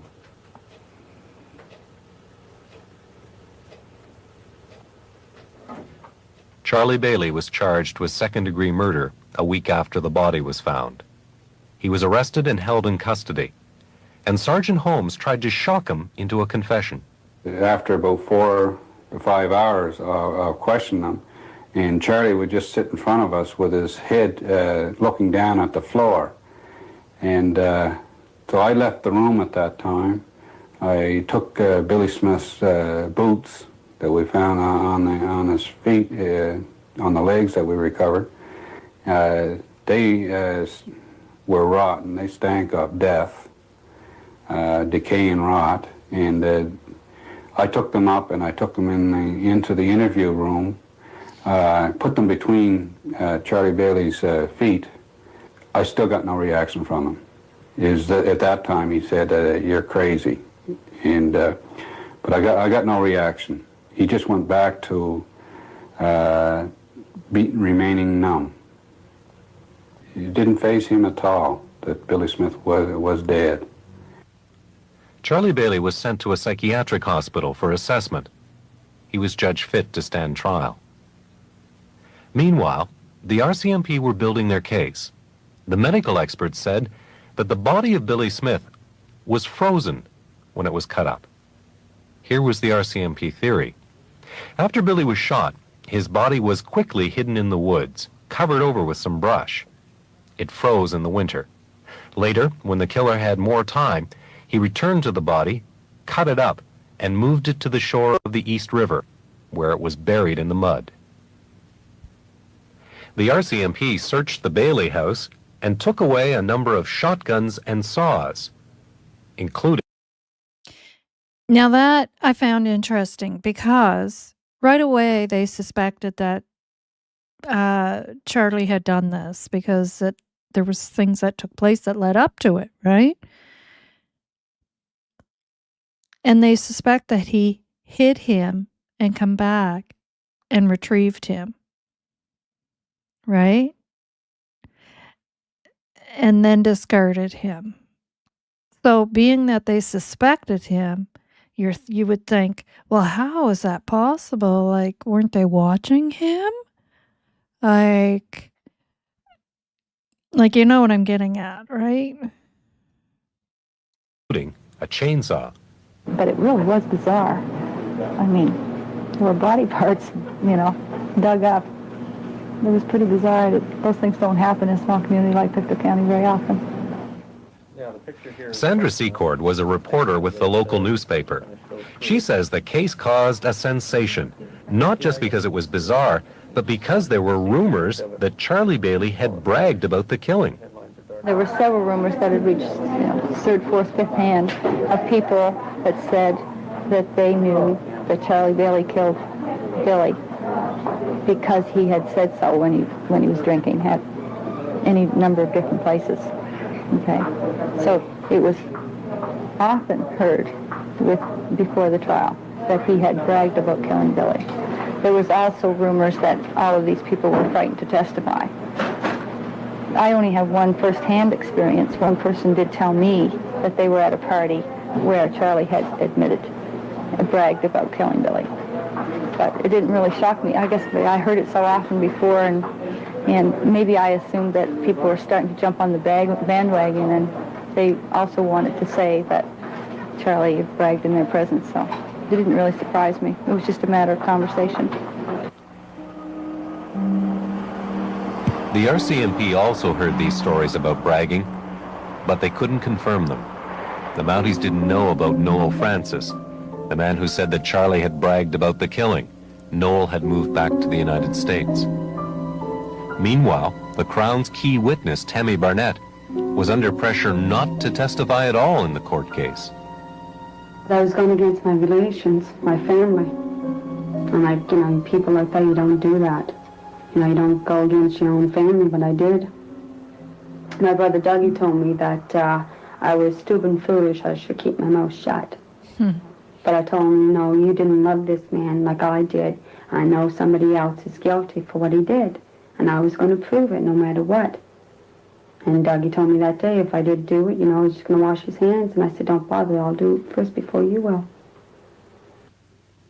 The RCMP were very worried about Tammy. And after what happened to Billy, they weren't taking any chances.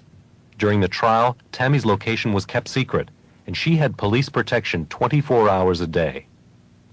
Tammy was anxious to testify, but Billy's mother was another story. Mrs. Smith, his mother, who was present the last evening he was seen alive with Charlie Bailey, really didn't want to testify. Had to be subpoenaed, which was normal to be subpoenaed, but had to be, told, you've got to go or we'll have to bring you over type of thing. She didn't want to play any part in the prosecution of him. Did she still... Imagine, and that's his own mother. That, it was her son who was unalived, and she's that scared that she doesn't want anything to do with it. It's just terrible. It's almost time to head over to Facebook. Couple more minutes. friendly towards this Charlie Bailey? I saw her speaking to him and saying hello to him at the court proceedings. Did that shock you? It's not the usual behavior that you would see. That's for sure. Well, the police say that you weren't as cooperative as you might have been, during the trial and whatnot. Is that a fair criticism? I could have been. I was nervous then, too. Why were you nervous? Because there's people that don't like me, too, around. I don't know why. They may, because Billy was telling things to the police, they might have thought I did, too. You were afraid that people would think you were squealing to the police? Yes. Listen. When you don't know nothing, you can't tell them nothing. So I didn't know nothing.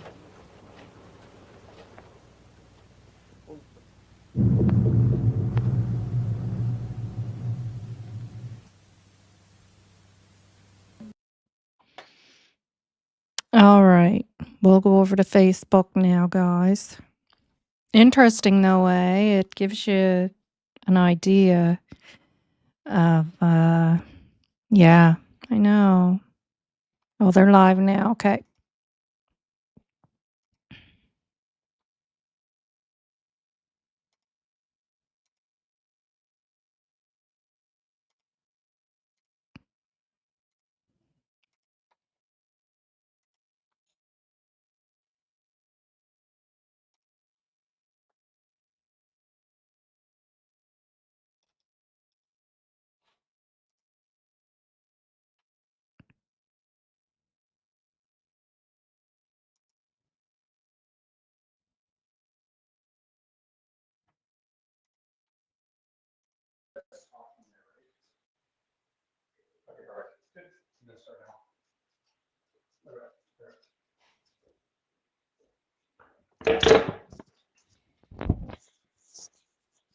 Okay, guys. It's 7 on the dot. Let's give it one more minute, all right? I would show you me, but you know what? I don't know how.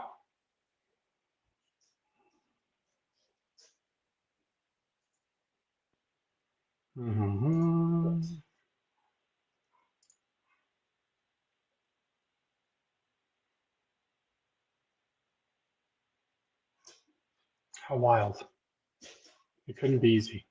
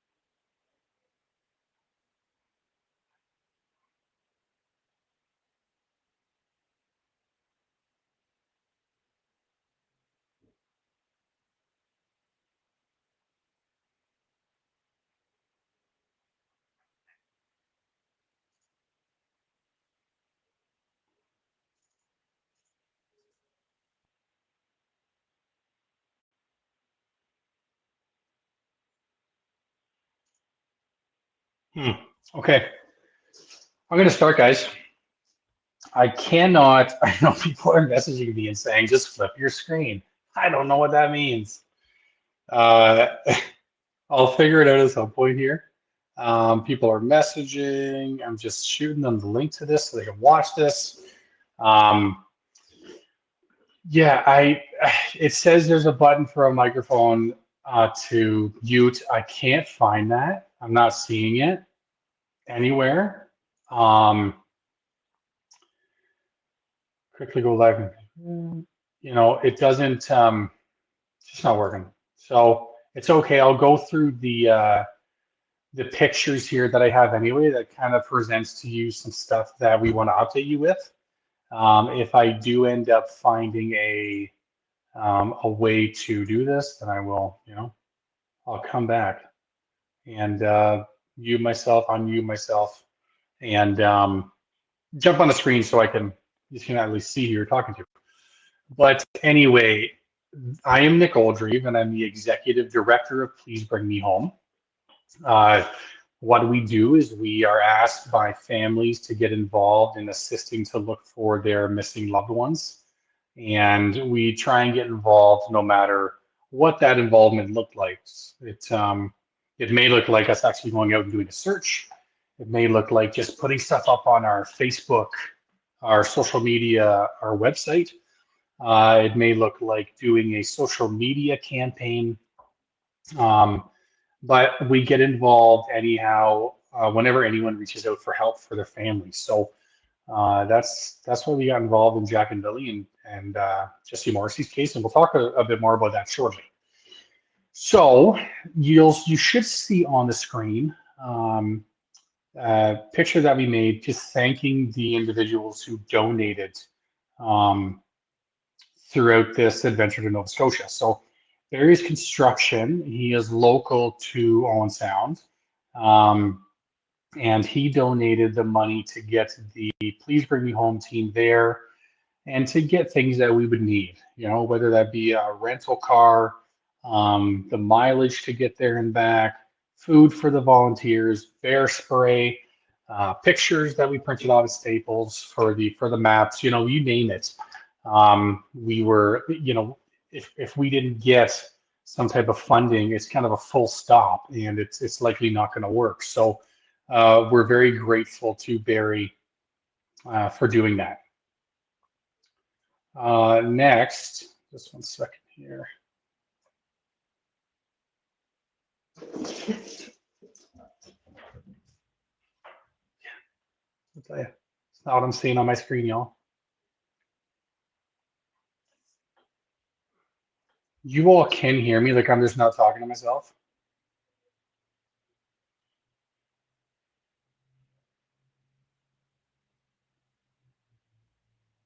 Oh, thank God. Okay, so next would have been ATIS budget, specifically at the Halifax airport. They were able to get us a rental vehicle for free. And, Sobeys in Stellarton was able to donate food, or sorry, not food, the water and the Gatorade. And then we purchased the lunch that they made for the volunteers. Holiday Inn Express in Stellarton gave us a very good rate on the hotel rooms for the search volunteers that were coming down. I wanted to add Mackenzie Environmental and Willscott on here. Although we didn't use their services at the end, they were going to be donating the portable toilets and the construction trailer should we have used them during the search. We ended up just staying at the Union Hall and going from there. I know, yes, people are telling me that I have comments turned off. I'll talk about that. I have people telling me about this. So just one second. We're going to get this going, guys.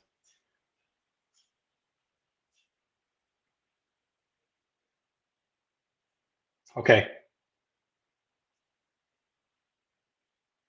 Okay.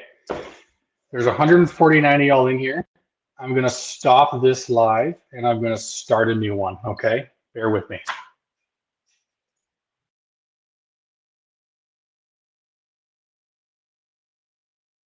Okie dokie, that was short.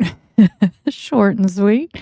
Brenda Lee, and I'm very sorry to hear that about your friends. I had a couple of people who I didn't work with them in the same facility as them, but associated with them through work, and I did meet one of them.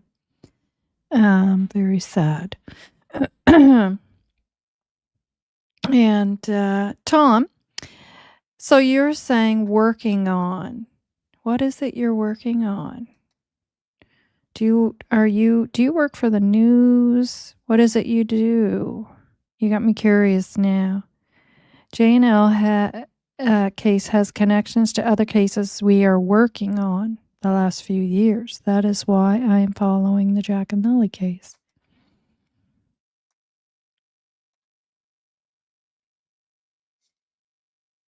Yeah, exactly. Do not put a target on your back. Yeah, you don't want that.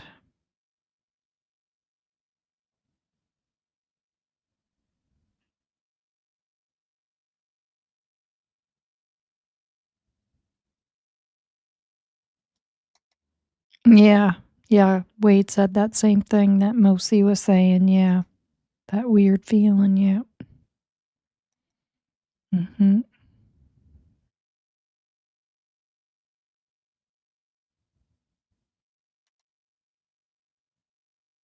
Yeah.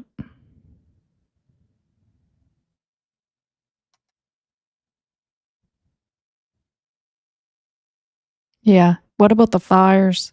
All the fires going on. And there was a whole bunch over that end of the county there not too long ago. Mhm. And the truck over in that end of the county that was found with the female that was missing and the male in it in the farmer's field, and the vehicle down Bernie's River Way that was found of the other missing female that was on the missing list.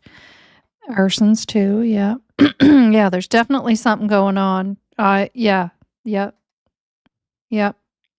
And what about the female? They found her car in Bernie's River. She was reported missing. They found her car in Bernie's River. They've never located her. Yeah, I touched on all of that way back in one of my early videos. Like, there's something going on. There's something going on. Like, it's like, what the hell? Yeah.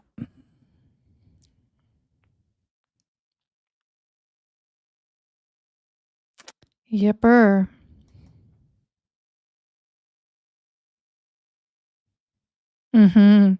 Yeah. I was like, all right, what's he talking about?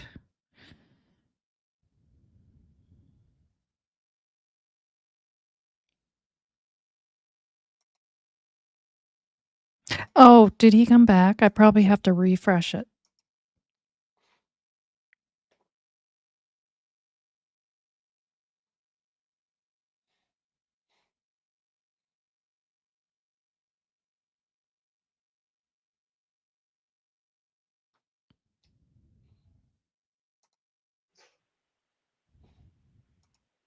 There we go. He fixed the issue. All right, here we go. Yeah, well, I'll tell you, Facebook Live is not super friendly on my computer, but I'll figure out how to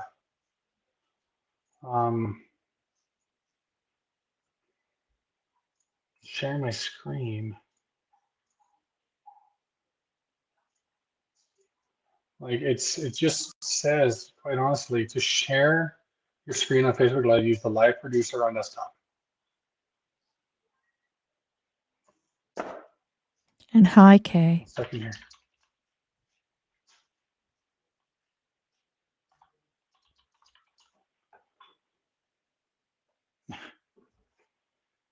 All right.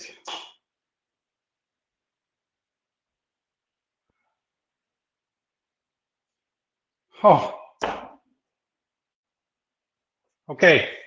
This is the last time. You can't you can't do it again. You can't go back and have me on here for a moment and then have the screen sharing on. So now there's 167 of y'all. We're gonna get this. We're only 12 minutes past. Stick with me here. We're gonna get through it. I have to end it again and have you jump in again. Okay. Apologies. We're gonna do this right. You're not gonna see this. It's just gonna be pictures and chatting. So here we go. Last time. And he may as well learn how to do it now. Anytime's as good as any. Yeah. Yeah. I don't think anybody ever find me either, except for the people that know me, but none of those people know me. I've got my house so secured, you have no idea. Security cameras outside, security locks, a husband who would kick anybody's ass, and something under the bed that'll protect myself that I used to use in a gravel pit. Some of you might know what I mean. Yeah. Yeah, but he's gone again. I'm gonna have to refresh.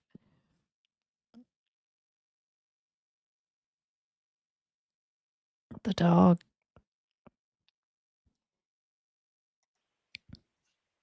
Is it real? Am I really here now?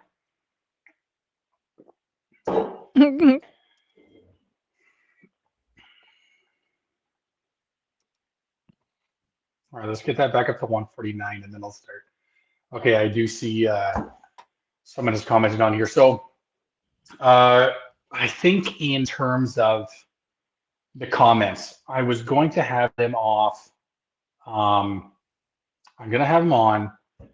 I'm not going to answer the questions while I'm kind of going through the spiel. I will answer them if I can answer them. But, you know, I really want to stay focused on what I'm here to share tonight. And that's talking about Jesse Morrissey and Jack and Lilly Sullivan. So I appreciate you jumping in. I'm just going to wait for a few more people to come in. We're 9 minutes past the start time, but it just feels right for you to see who you're talking to when we start this. The adventure together of Nick learning how to use Facebook Live. You put me in a bush, and that's my thing. I can search in there. You put me on stuff like this, I don't know what I'm doing.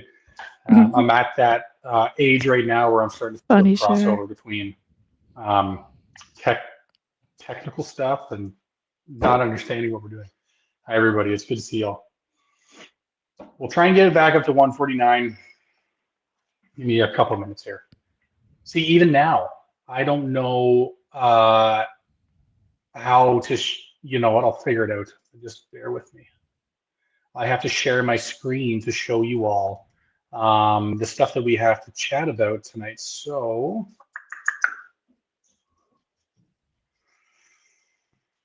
maybe I was better where it was.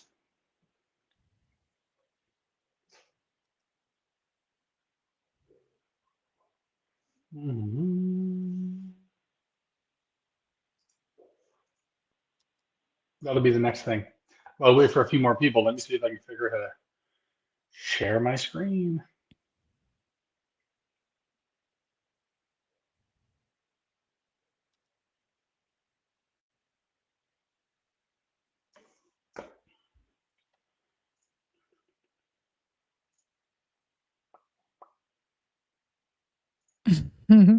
Just the facts.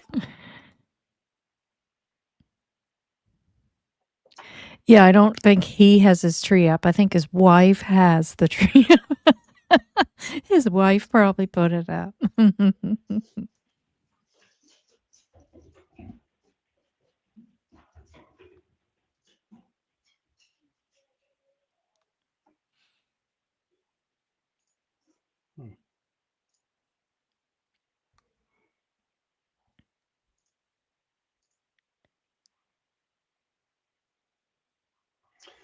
Yeah, well, I'll tell you, Facebook Live is not super friendly on my computer, but I'll figure out how to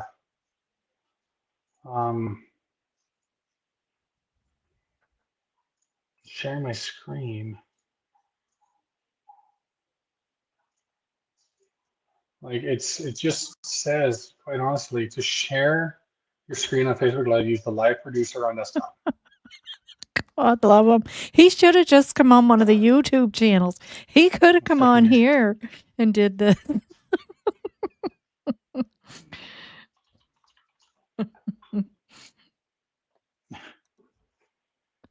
All right. My cat used to try to climb it. Oh. Oh no. Okay. This is the last time. You can't do it again. You can't go back and have me on here for a moment and then have the screen sharing on. So Is that was this the one we 167 of already y'all. watched? We're gonna get this. We're only 12 minutes past. Stick with me here. We're gonna get through it. What are we watching here? Okay. I don't even. So bear with maintenance for Ryan Stuka, and we're seeing it for various construction, and it's probably going to be a trend that we continue.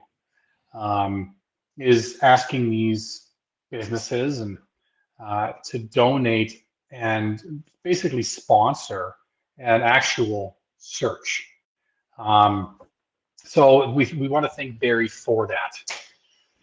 Avis, We're going to go back a little bit. With us, you'll know that you never start at the preferred start time. Guys, you know, if anyone has seen anything about this case, you know that there's high emotions, there's some strong emotions through the traumatic event that is taking place out there with Jack and Lily missing. And my only request is, and I just have to trust that people are going to honor it. One thing I did learn, I do have to turn comments off. So, but I'd rather people communicate, and I'd rather people ask questions. But let's just keep it appropriate, okay? And you can message me privately. You can certainly comment on there. I may not be able to answer it throughout this. I do want to try and stay on task, okay? And go through these things and be as transparent as possible. There are going to be some things I can't share with everybody, but I'm sure you can respect the reasons for that. This is still an active investigation with our CMP. So bear with me, okay? Now, hopefully this works. Can I switch the pictures? Right now, it's Barry's construction, should be Jesse Morrissey. Okay, I can go back and forth. So, as I was saying before, Barry's construction funded the possibility to get Please Bring Me Home members out to Nova Scotia and back to assist in the search for Jesse Morrissey and Jack and Lily Sullivan. Barry Crystalbrink is local to Grey County. He has assisted Please Bring Me Home out before by way of equipment, excavation equipment, and paying staff to operate the digging equipment, because that is one thing we do not do when we were searching for Lisa Moss. So, this support, again, from the local community where Please Bring Me Home started. We saw it with Tacoma Asphalt Maintenance for Ryan Stuka, and we're seeing it for Barry's Construction, and it's probably going to be a trend that we continue, is asking these businesses and to donate and basically sponsor an actual search. So we want to thank Barry for that. Avis Budget, specifically at the Halifax Airport, was able to get us a free rental car. They also assisted us in the past with giving us some high discounts on rental cars when we were there for Dylan Ealer. Sobeys Stellarton donated the water and the Gatorade for the searchers. We also purchased the sandwiches for lunch for all the searchers. Holiday Inn Express in Stellarton gave us a I'm going to wild skip discount through that, guys. for the rooms there. I wanted to include Mackenzie Environmental and Will Scott on here because although we didn't use them, they were open to should we have used them. So Mackenzie for the portable toilets, and we were going to be using them. So we didn't end up using them. We ended up, and again, we just wanted to thank all of them and everybody who's out there, and some people that showed up to the search that brought cases of water, and one of our search leaders for one of our groups brought heat and to put in your coat. So just thank you everybody for coming together and doing that, and couldn't have done it without Jesse Morrissey first. So you can see here, this is just directly from the RCMP, the government website. So they're offering a $150,000 reward for information leading to the missing persons case of Jesse Morrissey. Typically, these rewards historically do have to result in the arrest and the conviction of the persons responsible. That's not what we're after. We just want to locate Jesse and get him home to his family. We believe that he is deceased, as does his family, and he deserves to come home just like all of them do. So we had planned to come down and do a search for Jesse, and in doing that, we ended up extending the weekend to assist with Jack and Lily Sullivan's case. And I want to talk about that for a moment, because with Jesse's case, Jesse's mother reached out. We did an intake this past summer, and we got involved in an investigative capacity and a search capacity. He went missing in 2022, so it made sense from an investigative capacity to be involved. What was difficult about getting involved with Jack and Lily was that we really believed that RCMP and ground search and rescue there were doing a fantastic job with not only the searching but the investigating, and we truly felt that us getting involved in either capacity didn't make sense, and it wouldn't have done anything justice, and we likely would have been in the way. So at that time, it came in, and we had an investigation team member, and I kind of want to clear up one of the, I'm going to be clearing up multiple things tonight, but one of the things I want to clear up is Chrissy. So Chrissy was a investigation team member with Please Bring Me Home, and she would investigate cases. She was going out to Nova Scotia. We got the intake in on Jack and Lily Sullivan, so we decided to go, and I had asked her to have a conversation with family, make sure we have all the correct information, and then we'll share it on our social media. it's important that we go to the source to get the information.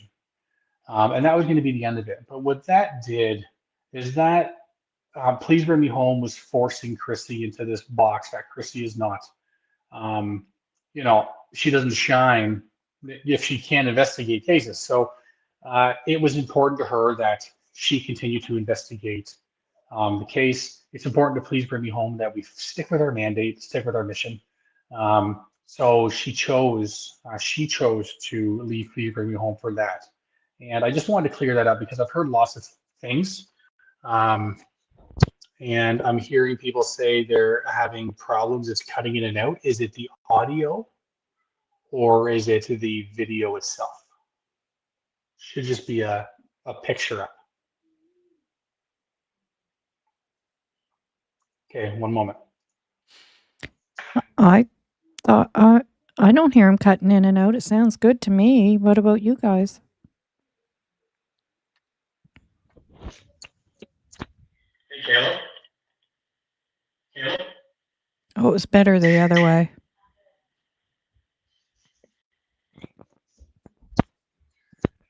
Where is he? I'm just getting your task over here, guys.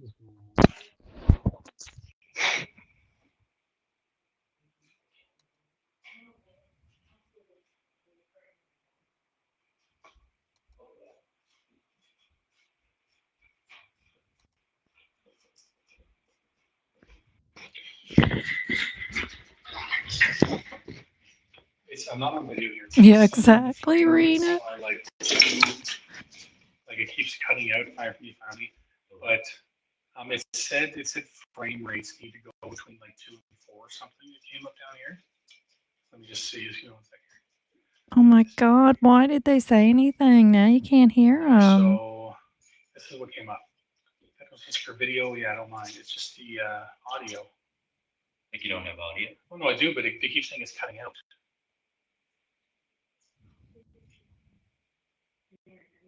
Oh, look, too low FPS. The current frame rate is too low. Please set the frame rate to 15 to 60. How do you do that?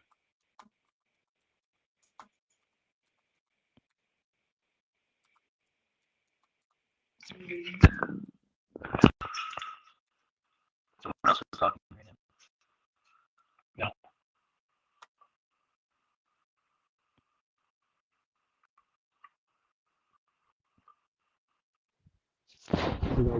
Hear me. So 15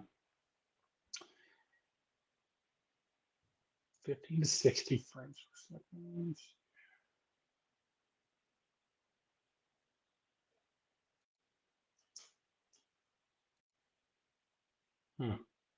What's happening is it's on auto, right? So it's going back and forth. Unfortunately, we're just trying to figure out if we can choose it to stay on stop changing. We might have figured it out here. So just it's why it's doing that, guys. I apologize. Just searching for one more thing.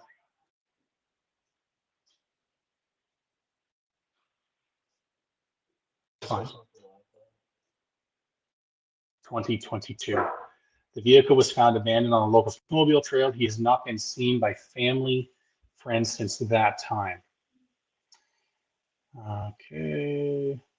Investigators believe there are people who have information not yet offered to police that could result in locating Jesse Morrissey.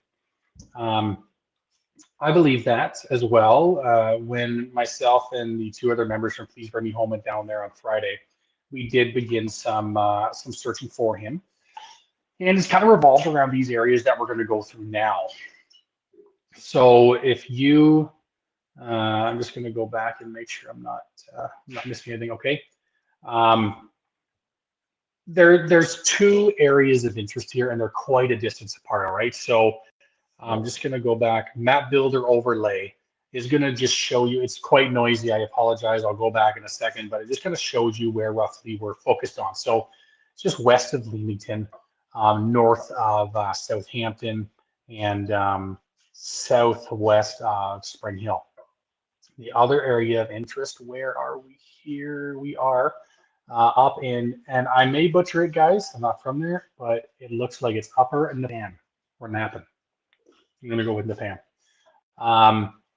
And these are the areas of interest that we're going to go over. I go back here without all the noise on it. This white line here shows you, there's Trail 42 and then there's Cumberland Trail. It's a snowmobile trail. The car was found on the snowmobile trail. And up here is the Pied Piper Hotel. It's now called the Sukkar Hotel, Sukkar. I have a sign I'll show you. But it is uncertain at this time where he was last seen, which is why we're showing both. We know that he was the individual who had put the car there. He was trying to get to some people he knew on this road over here, so he drove it in from the south. So this is what was called the Pied Piper Hotel at the time. It's been bought by new owners, removed all of the individuals in there that would be perceived as difficult tenants, I guess, if you will. So this was an area that Jesse would frequent. But again, we're unsure if he started here or ended here. We don't know. We truly don't know what came first and what came last. So we're going to be talking a lot about Caltopo through this. So this is just one person's lines. And what it just shows is how it collects the data. So we started here, we turned it on, we went around the back, we crossed the road, we searched a lot in this ditch here because it's right across the road and it's quite a deep ditch. And then there's a body of water here that we went around the perimeter. 2 people went one way and 2 people went the other. What this doesn't show you is the cadaver dog lines that we had that day. We did have a fully certified through the International Police Work Dogs Association canine and their handlers with us that day. We unfortunately did not have them on Saturday. We'll talk more about cadaver dog potential when it comes to Jack and Lily Sullivan when we get there. But the cadaver dog, we are going to get the lines. We just don't have them accessible right now. So the dog went all around the bottom here. It doesn't show it well, but this is a ravine. It's quite steep. And the thought was that he had passed away at the hotel and was disposed of behind this ravine. The canine had walked all along the bottom and also all along this bottom river because they're scent trained in water. And there were no hits. What else we were able to do for the first time was get in the basement of this hotel. And it does extend the entire area of the hotel. And the dog was able to go in there. And again, there were no indications. Does it mean 100% nothing happened there? Absolutely not. Something could have happened. But I do trust this canine's capabilities. And I think that if an event occurred there within the last 3 years where the person became deceased there, or if they were there at one point, the dog would have indicated so.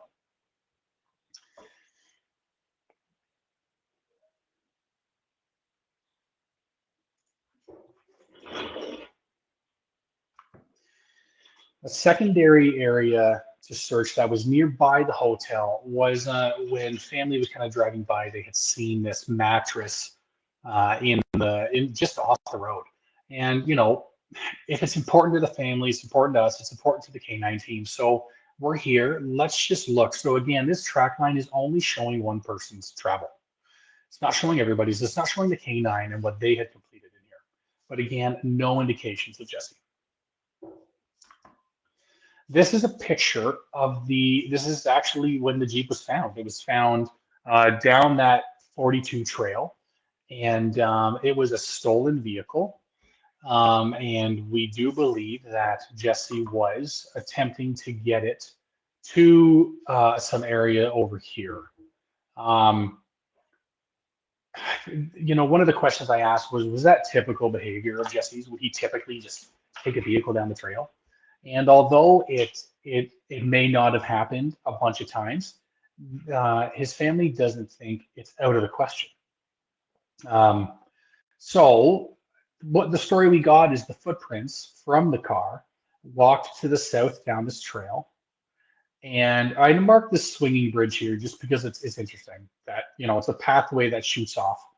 And then what had happened was, what these marks are is because we were driving, speaking to the two closest neighbors here.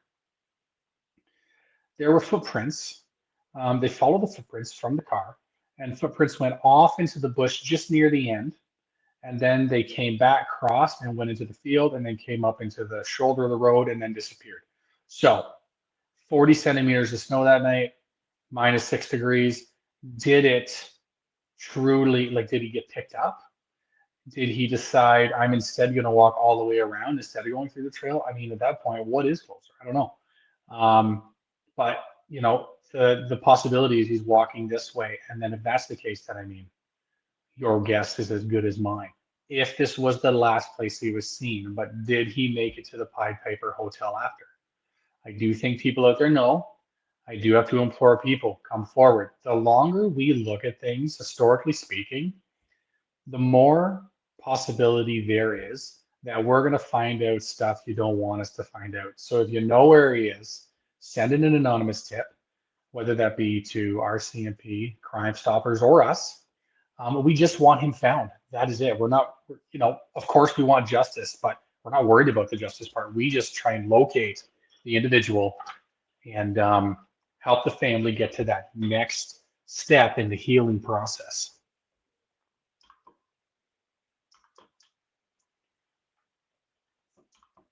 This is just it with map builder overlay to show you the roadways through there.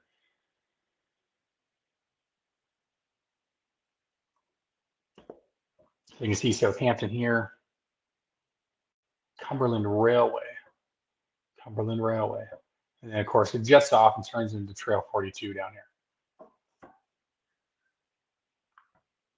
All right. Before I move on to this one, I'm just going to check out a couple things.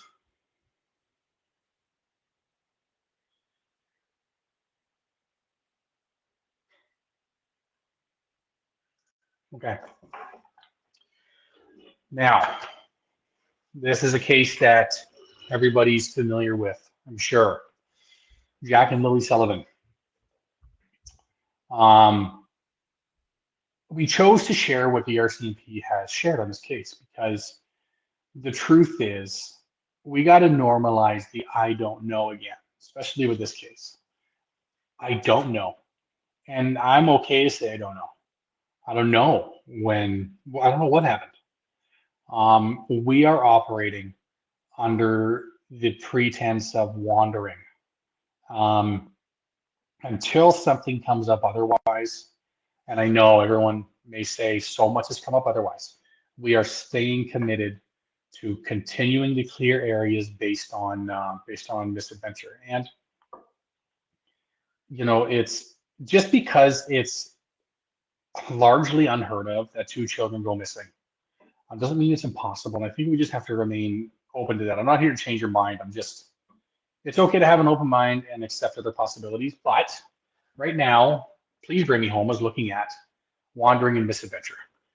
You can't really have it both ways in the sense of RCMP have stated clearly that this is not criminal in nature. And what that simply means is that the kids wandered away and there's not foul play believed at this point. But on the opposite side, searching has happened extensively through there and they haven't been found. So I think the space that people get to is, well, then if they haven't been found, then they mustn't be there. But then it moves to both of the things. It makes it hard for both of the things to be true, right? How can it not be foul play, but they're not where it was searched? So it's hard to wrap your head around that. I get it. It's hard to process that. But again, just remain open. And if you know anything about or have heard anything, contact RCMP. So May 2nd is the day in question here. Both the children had gone missing from the home. And whether you believe it was, 2 hours had passed or 30 minutes had passed, that's not for me to say. I don't know. I truly don't know. But, you know, these items on here are items that we'd be looking for when we're on the search. Really any children's clothing, any child's anything, you know, toy or clothing, you know, which is, we don't like to just lock it into, oh, you know what, this is a kid's shirt, but it's not the shirt that was released that they were wearing, therefore we don't care about it. No, you gotta, anything that a child would believe to have access to and have with them, you gotta just, everything is evidence until it's not.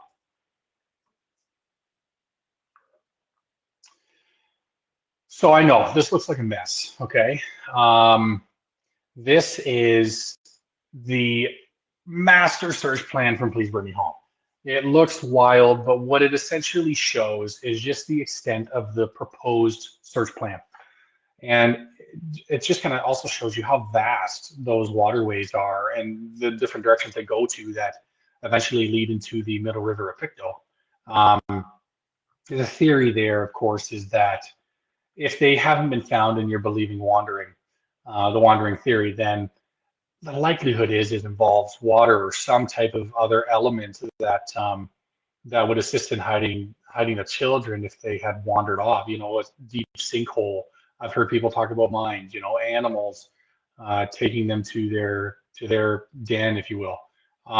So that's why we are focused on these themselves, this area itself. And I put on here, you know, the last scene, where the blanket was found, where the blueprint was found, and then these two bodies of water that we were curious about searching. So anyway, proposed search plan. I'm going to show you each one before I show you the tracks of each search, just so we're on the same page. So group one. So they were to start at Lansdowne Station Road and go east and traveling, keeping the river to their south, and then not cross the river, continue north, go on this side of Lansdowne Lake, cross the pipeline trail, and then go in the woods on the northwest side of that trail, and then follow down the river this way. The boot print was found just up this trail, not far. So, you know, it stands to reason we feel that in here, closest to the house, would have been overcleared. Not that everything was overcleared, but I mean, just in the event that more extensive searching would have happened immediately behind the house, maybe not right across the trail. Well, in saying that, I do trust the ground search and rescue services. I think it's important to note that, and I brought Eric Spencer up a lot over the last few days. Eric Spencer was a gentleman who went missing from Ontario. We located him 6 years later, and this was an area that was extensively cleared. And we found him not because of malfeasance by the search and rescue teams. We found him because no evidence came up that he left those woods he walked into. So we changed our tactic and we just followed the water. We stuck to the side of the waterways. It was swampy, made our way up to a north end, and we located his remains. I'm not saying that would happen in this case, but you have to think logically that if you're sticking with wandering, then they're obviously hidden so well that they were missed by highly trained search and rescue. So they did such a good job that I think that the only way they wouldn't have seen them is if they were underwater. And that's just, we're human, okay?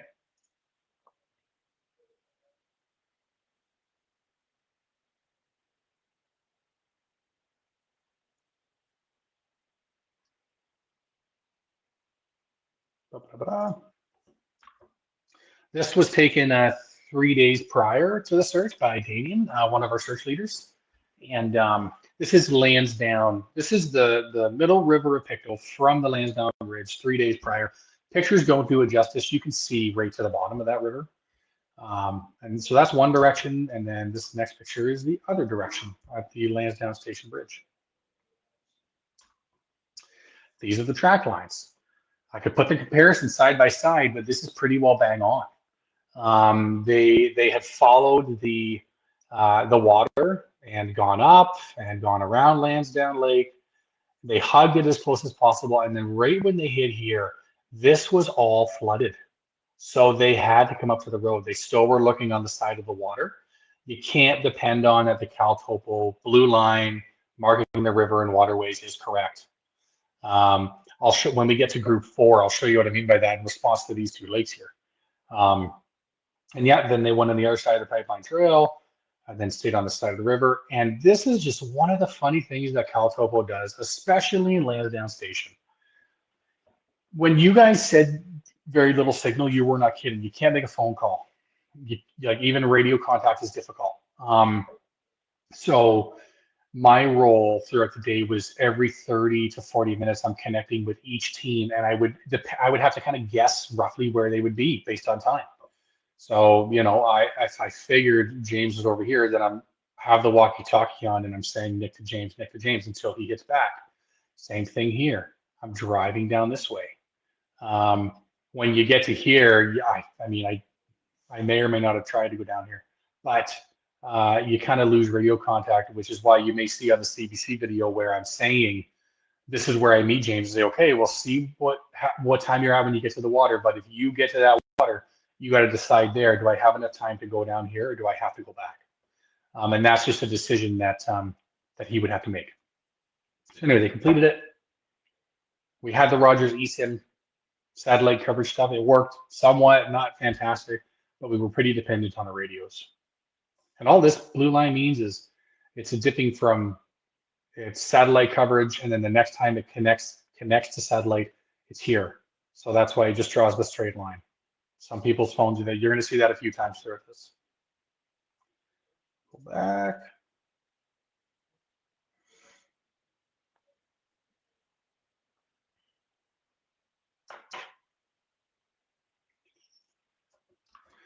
This is just showing, I like to add this on. It's called the map builder overlay to show you the roadways. So, but what I like about it mostly is it shows you the water.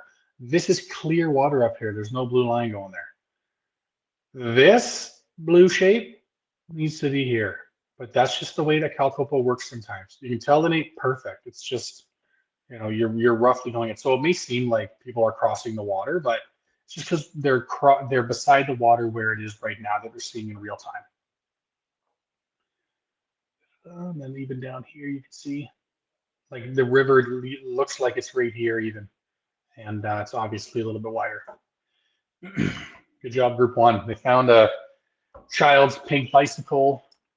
We did find out that this was there before. It was found prior to during the initial searches. No relevance to Jack and Lily's disappearance. I'm going to share photos. Now we have verified with RCMP that it doesn't hold any relevance. I'm not sharing photos where they have not deemed relevance yet. And it's simply because they just don't have them yet. We want to make sure we have the correct coordinates, and CalTopo is not a perfect system. So we do know where these items are. It's just a matter of making sure we have these last couple items coordinated correctly. This is an upside down kid's trike in the river.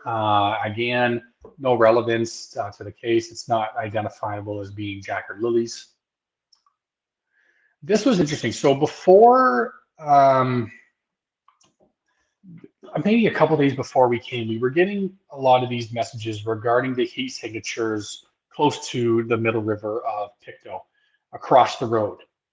So we were able to find out where those coordinates were, and we, of course, group 1, they went down and they spent a considerable amount of time there. As what became apparent, as did search and regular search and rescue personnel, you know what I mean, regular people who get called to go do this. There were these flagging tape markers all over the place, and it was really around where these heat signatures were. So yes, it obviously was important to them as well. All right, so I'm confident that after our view there and then seeing what they obviously did, those heat signatures can be put to rest, that there's nothing there now. What were they? Well, we may never know, but the belief is that it had to do with a bear in the area.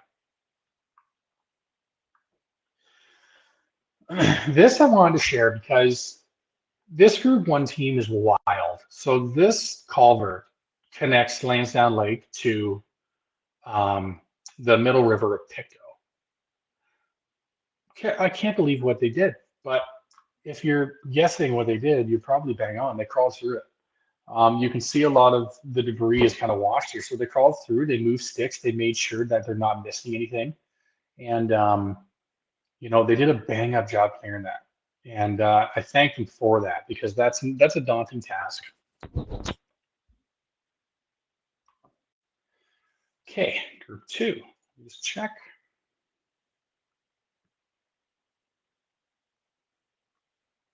I'll go through the comments after, guys, and I will. I'll comment back to what I can. All right, so just bear with me. I'm not gonna forget you. I'm gonna come back and go through them. Okay, so this is group 2. Group 2 started again Lansdowne Station Road, and they were to follow, stay on this side of this first river, and then when it connects, turn back, cross at Lansdowne Station, follow this river, keeping it on to the north, get up on McLeod Road, go around, and then out past Lansdowne Lake. I should mention that each team was responsible for approximately 5 kilometers of searching, is what we mapped it out to be.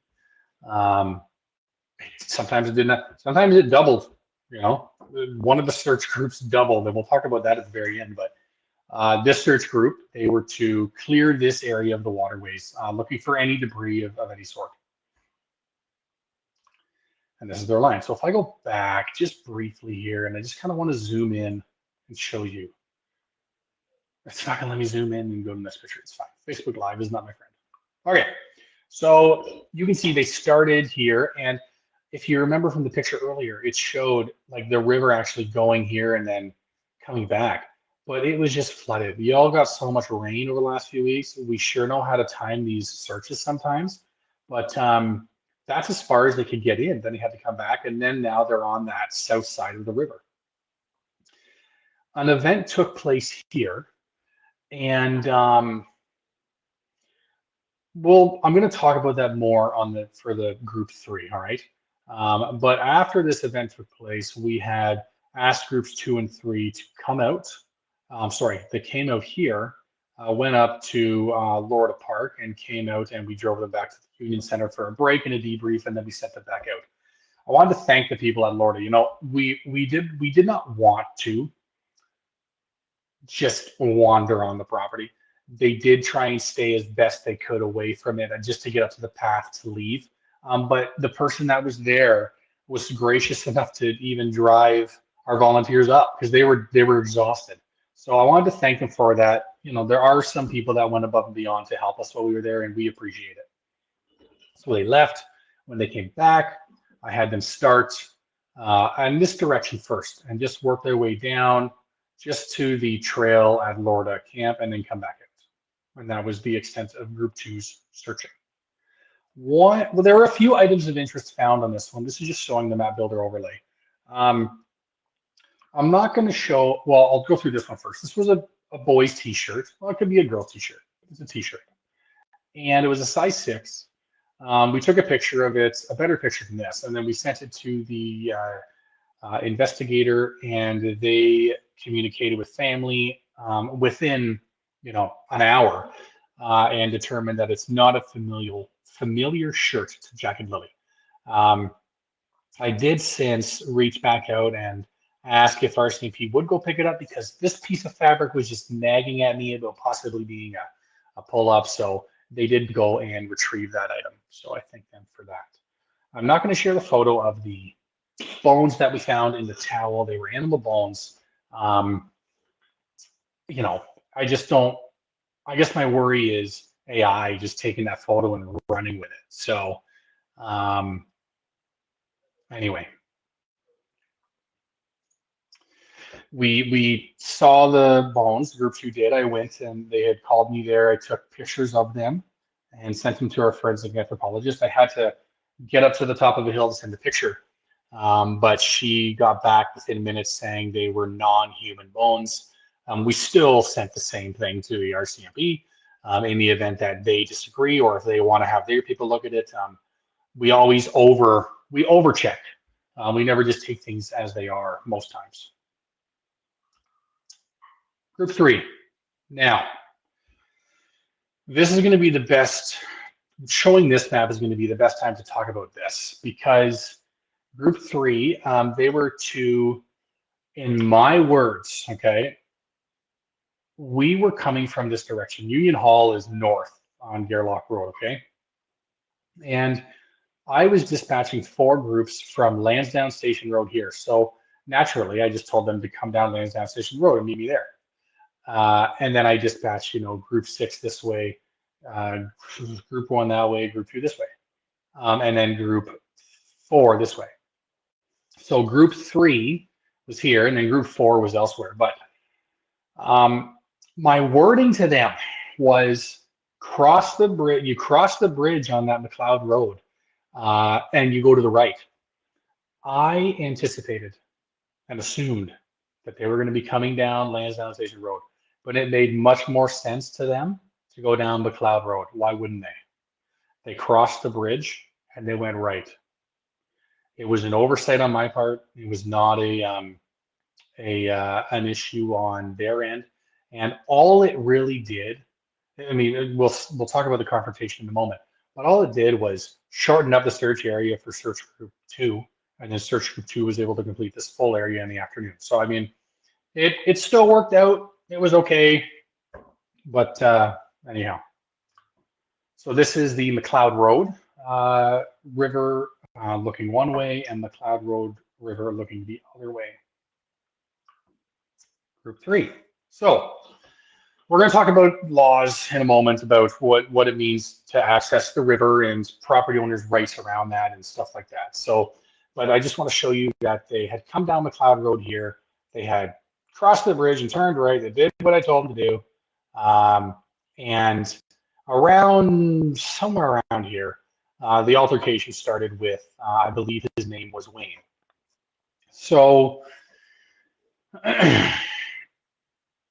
the law. All right, let me just check the stuff first.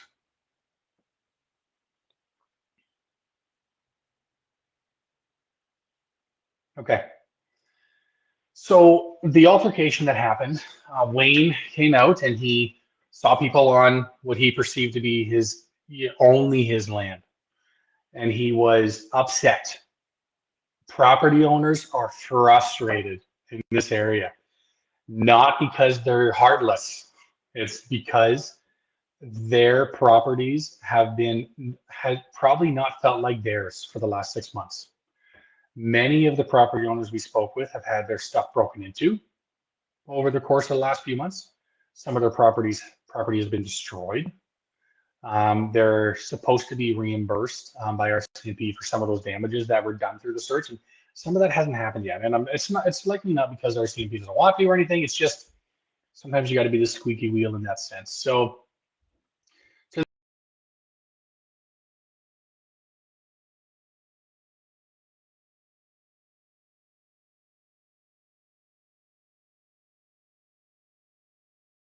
you didn't want us to search your properties. Like, there were a few we showed up at, and they just they still showed us the property, but like, yeah, I don't really want you doing anything, and I'll explain more of that. They were nice. In this instance, this gentleman did not come across nice. The response that he got back, albeit it was a lot, and the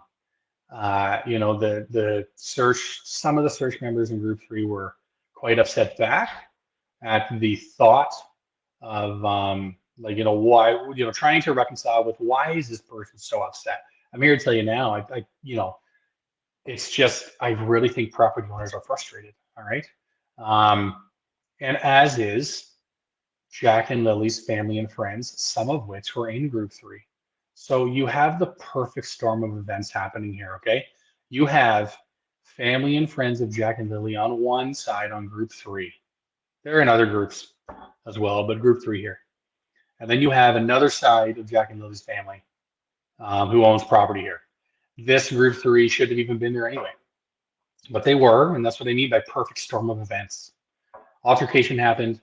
I got called about it. I got notified about it, and I had asked them and group 2, who had met there at the same time, to leave and go to Union Hall and debrief.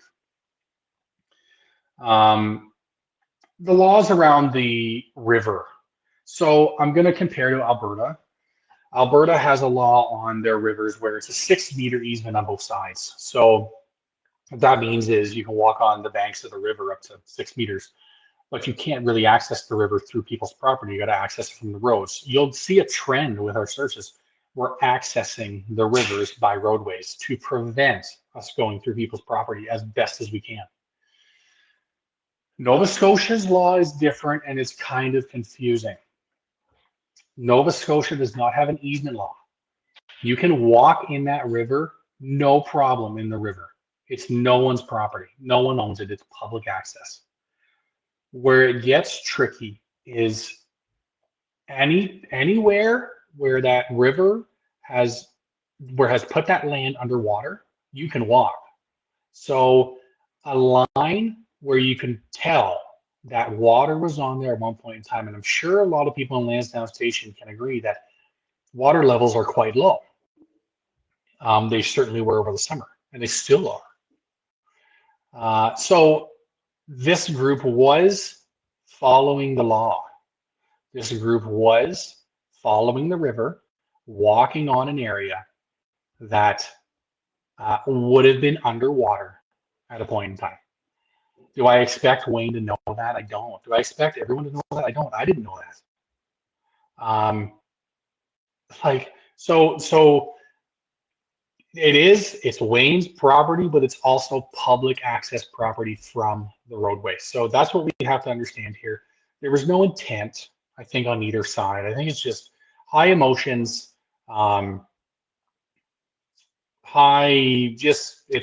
it's a very difficult situation, and how this would not bring out some of the worst in people's attitude and emotions. I mean, what would we expect? Okay, so and I leave it. Wayne, if you do want to call and have a chat with me about it, I'm certainly more than willing to have that conversation with you. Brings me to the next thing, though. As the group was leaving to come back to the Union Hall, and there was a picture circulating that said these trucks were blocking access. Okay, it's hard to know. It's hard to know what. It's hard to know what's going through people's minds. Okay, so and it's hard to know if they're really blocking the road with intent. Okay, so it's a back road. People do stop and talk to each other on the road. I mean, I grew up on a back road. I get it. But typically, if you see cars behind you, you just get out of the way. I would imagine Wayne was still upset, as our group was. So the group may have thought they're doing this on purpose. Wayne may have still been upset and didn't feel like moving. And I'm talking to both sides of my mouth here because I can see both sides being frustrated and flustered. I did see a comment that the person that Wayne was speaking with in the truck was an undercover cop. I did speak with the RCMP, and I did find that to be false. That was not a police officer or an undercover police officer there at any time.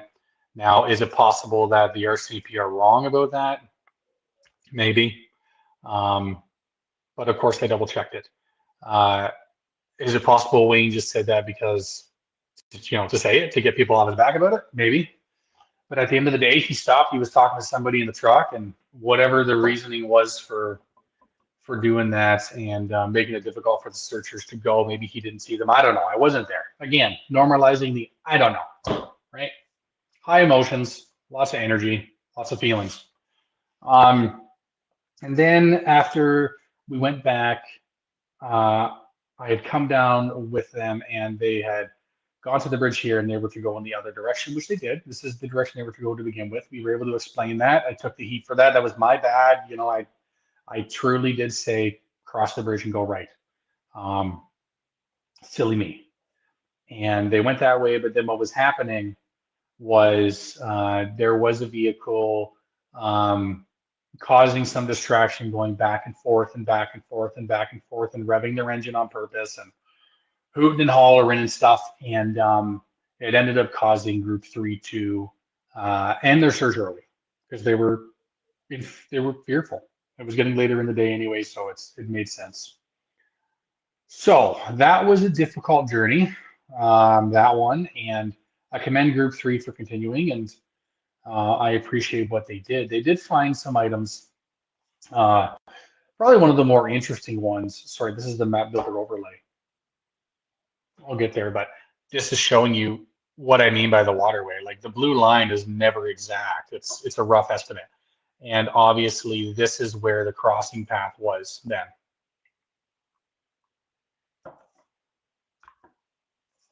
The mysterious green box. Okay, this one is so interesting to me.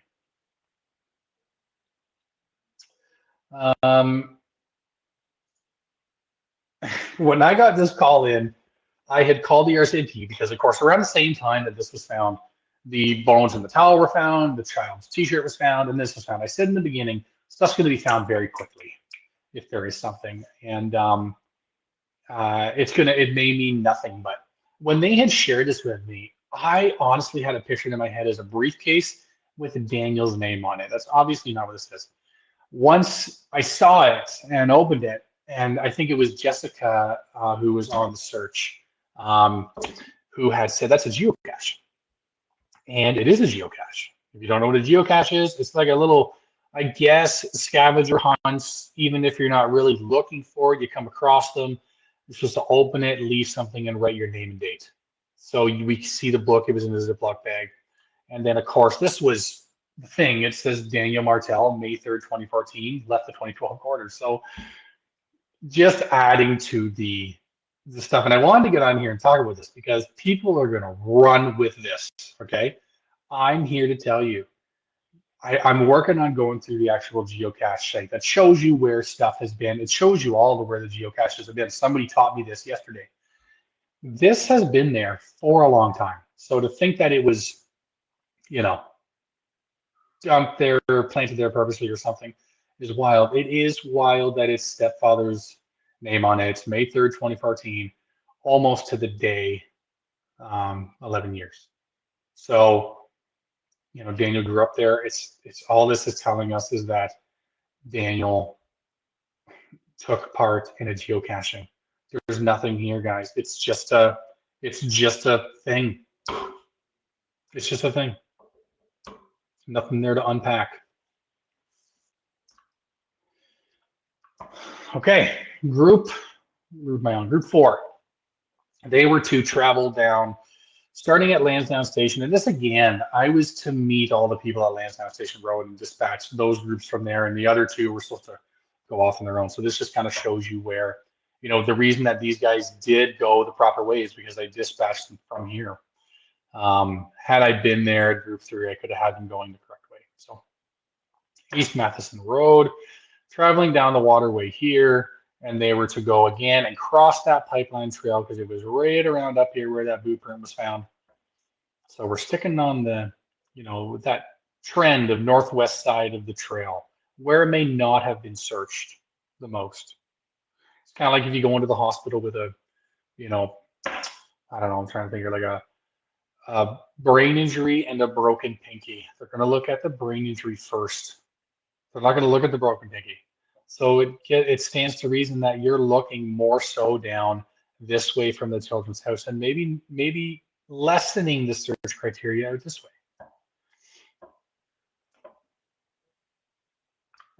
Shows you what they were able to get done. Some of these areas are too thick. Okay, so this is just showing you the difficulty they had getting through this area.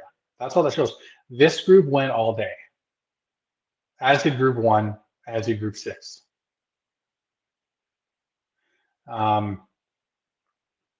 Without that break in between, because I ordered them back. They would have gone, but I wanted to reset the other groups. So again, following the water, they came out here. This is a trail here.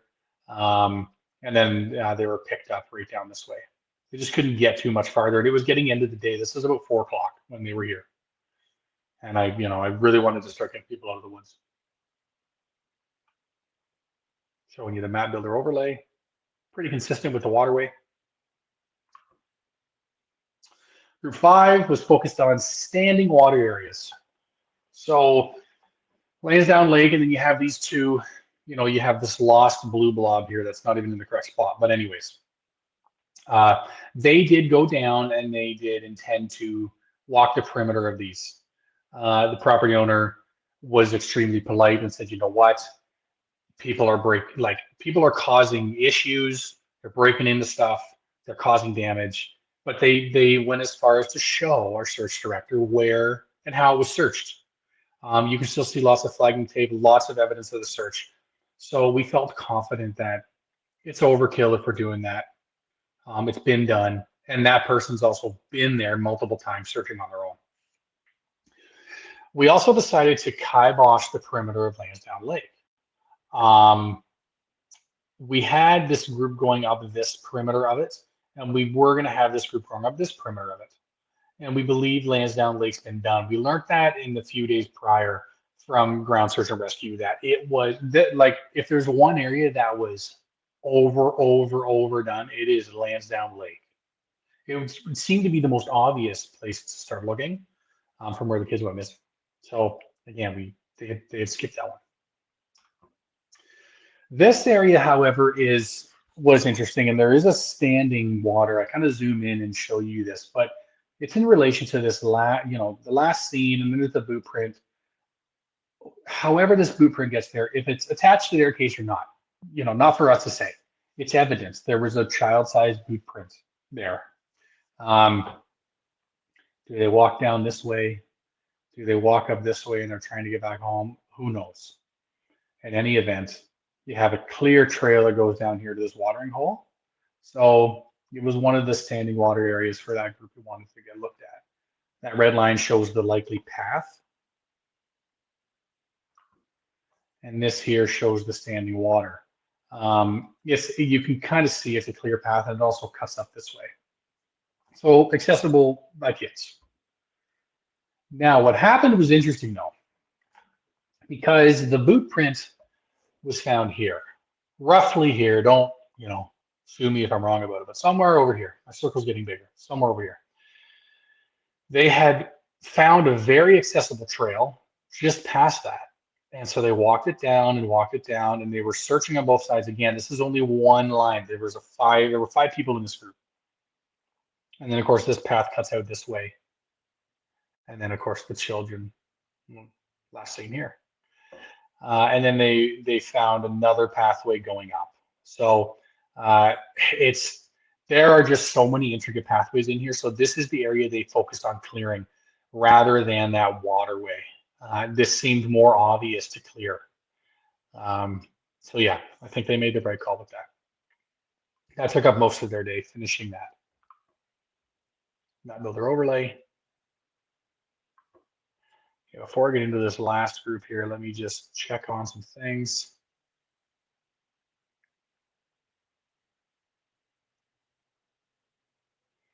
Okay. Group 6. This one was honestly it took years off my life, I think, on this one, because never lost anyone on a search before. Still haven't. Came close. This group dispatched from Lansdowne Station Road. They were to follow the river up, and when they got near the top, they were just supposed to go due east and find the trail and come out. What did happen? Now, this is their track line. I mean, if I go back and forth, guys, I mean, that is it's a beautiful thing because it's almost bang on. Right around here, though, is where stuff started to go wrong for this group. Now, it's about 3:15, and when I have to go back and forth to track down these search groups, I would, with this group, I could drive up this road a little bit and catch them on radio, lose them, and then I could only then catch them after that by going up this rickety path. Thank God I did not rent a vehicle and I have my own, because I don't think I would have been able to take the rented vehicle on here, or at least I'd be owing them a lot of money. So I'd catch them with radio contact, and right around, I guess here, somewhere up in here, is when they told me that they cannot find the trail and they're turned around. So luckily, one of the members was able to, although they couldn't see any identifiers on the map, they could see that they were going east. So they still had a good amount of battery, and they were good. And so I just kept telling them to head east. I honked my horn out here for a bit. They said they could hear it. And then I went in the woods about 50 feet. And then they sounded like they were getting farther away. So that's what led me to believe, like I'm roughly here, that they started going up this way. And that's why they sounded like they were getting farther away. So I said, okay, it's about 3:45. I have 2 groups to get out of the woods. I'm going to come back. I got to drive out and I will come back. But keep your radio on, keep going east, and we'll see you shortly. So my plan was to go get the groups out and get Damien to pick up his drone and hustle back up there as soon as the other 2 groups were out. At this time, there were already 3 groups out. We had 2 more to get out, and then these were the last ones. Sun's going down at 4:30, guys. So it was nerve-wracking. Got that done. It's maybe 5 after 4, and we're heading up this way. And happy as can be when I start seeing reflective vests. So we picked them up, we got them out, and then we find out that the lead for that crew fell, and it wasn't till later that they realized they had lost the walkie then too. So our only method of communication was, they had lost it. So we were very fortunate.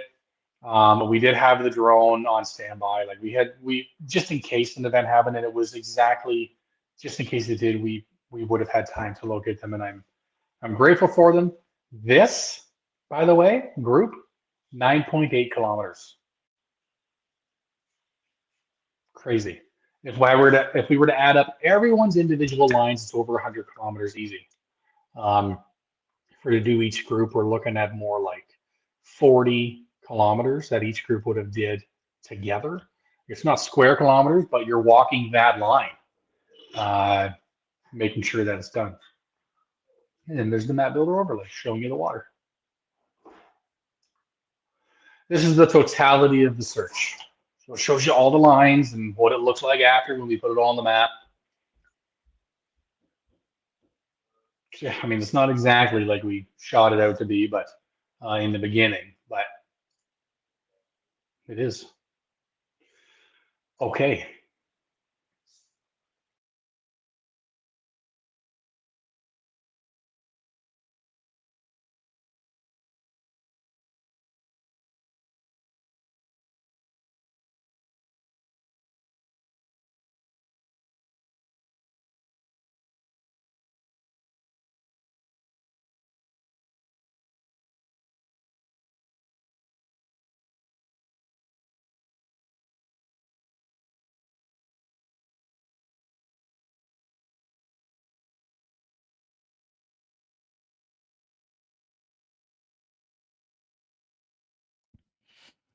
Okay. That didn't sound like that ended, like he didn't say, "Thanks, everyone, goodbye." Uh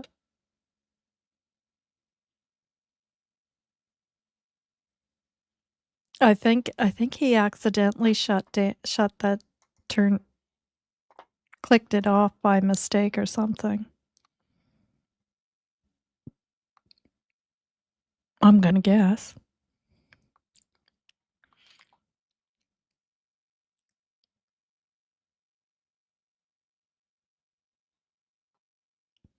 Hmm.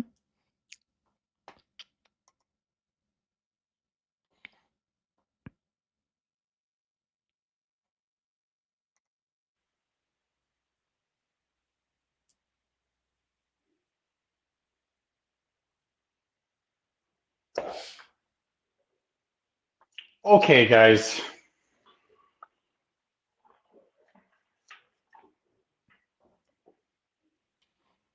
All right, guys. What a time. Okay.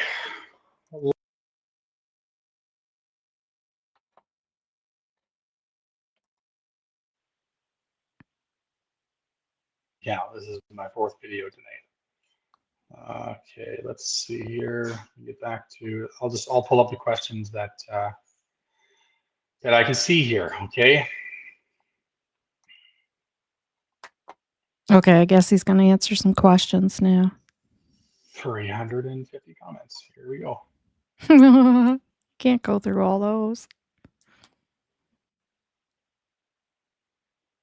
Yes, thank you, Holly, and thank you to everyone Okay, let me who go here. gave their time, volunteered to go search, sacrificed yourself. Seconds, guys. I'm just going to get to your Thank questions you. here.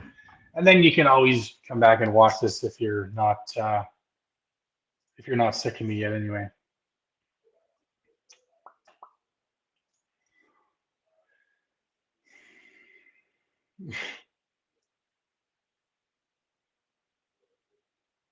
Oh boy. Okay, I guess I'm gonna start it. I'm gonna start the first one. So yeah, everyone's telling me I screwed it up. The screen, got it. Okay. Yeah, I'm just trying to look for questions here on this first one, so just bear with me.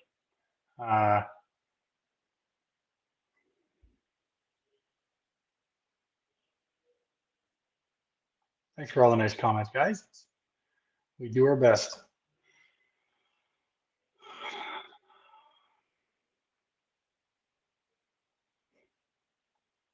Okay, none on that one. Let's try and get through all 350 of these. Let's just say all comments. All right. So we're not the ones that show the parents the clothing. RCMP does that. We trust their judgment. Am I still alive here?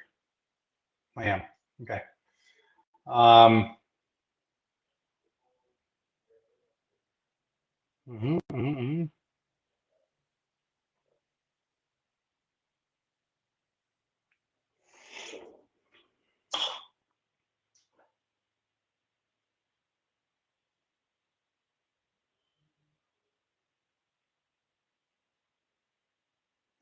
I understand like what people are saying. If it's misadventure, they would have been found. They would have been found. I think it's, we can't assume. It's happened before where it has been searched, but they weren't found, and then they were later found in the area. So it's just such a vast area. I'd be hard pressed to say one or the other. I think you just have to keep every option open.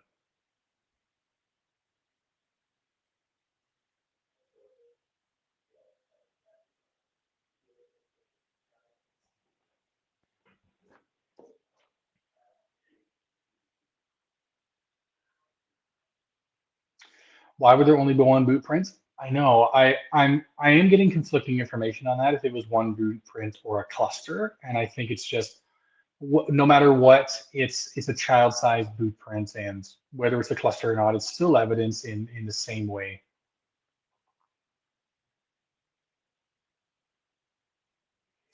No, the river did get searched on behind Wayne's.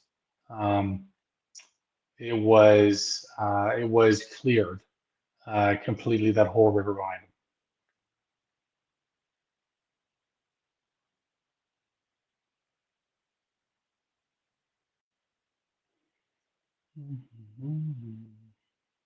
Everyone just telling me that they can hear me.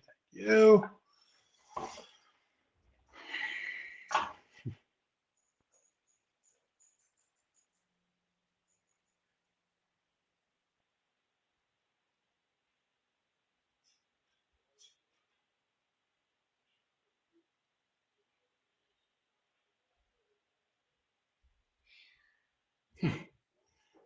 I'm not going to say anything to that.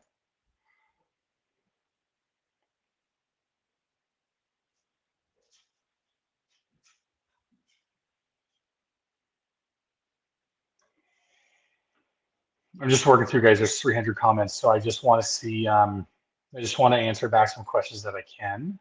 So just bear with me.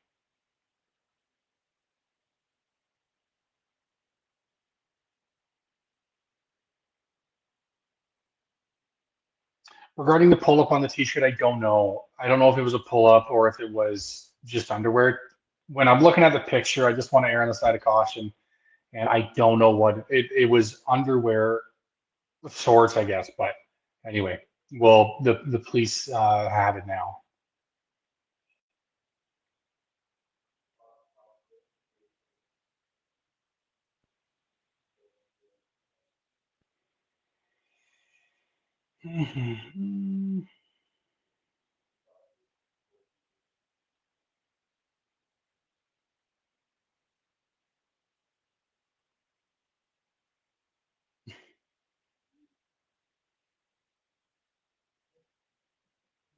How long will we continue, or they continue? I don't know if you're referring to us or RCMP, Stacy, but we are involved now till the children are found, as is the RCMP, as is Ground Search and Rescue. So we'll keep putting in our effort. The likelihood is we won't be involved till springtime again. There was the possibility of human remain detection dogs or cadaver dogs, if you will. Just we'll let you know. We're kind of it's on the back burner at the moment, but we're trying to work on a plan. So just we'll leave that alone for the moment, and we'll do our best to get some more searches happening. I would be very surprised if RCMP does not go out and Ground Search and Rescue does not go out in the springtime. I would be surprised.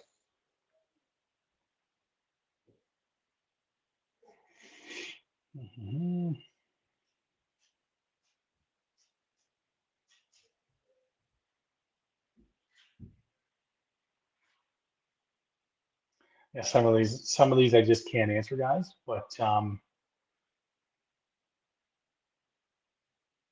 best. I'm almost caught up. Bear with me.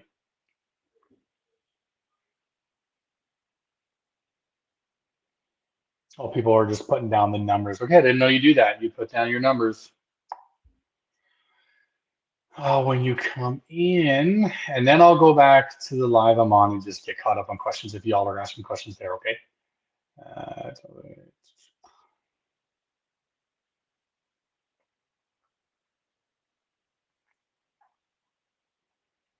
Hmm.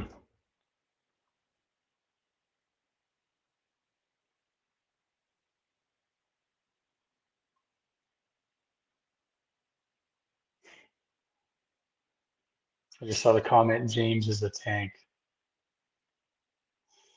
Yeah, he went under that.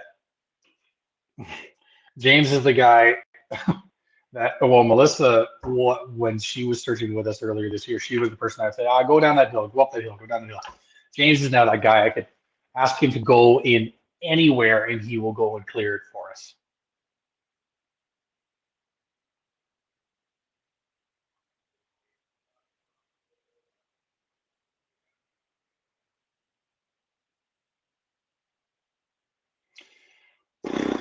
A lot of comments. If I missed your comments, if I missed your questions, rather, I'll look through these and I'll write them back. Okay, I'm caught up on those ones. Let me go on the current one that I'm live on right now. Let me see. What do we got? Okay, 136 people. Okay. Well, answering emails for our group, it usually is between, myself, our intake officer, our director of case analysis, and our search director. Well, and then also like our social media guy, Matthew. Depends what you're emailing, though. That was for, excuse me, someone. I don't know if stuff will be sent for forensic testing. The dogs, well, I can't really speak to that right now. I can tell you that right now it's on the back burner for the moment. But we're doing everything we can. We're going to do the best we can to continue to put plans together to find these kids.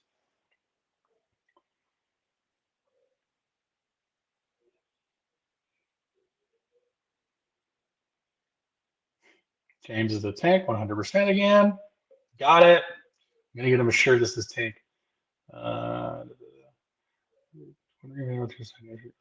Yeah, I just saw Kelsey. I'll check to see for your name if you sent an email, and I'll respond to you tonight.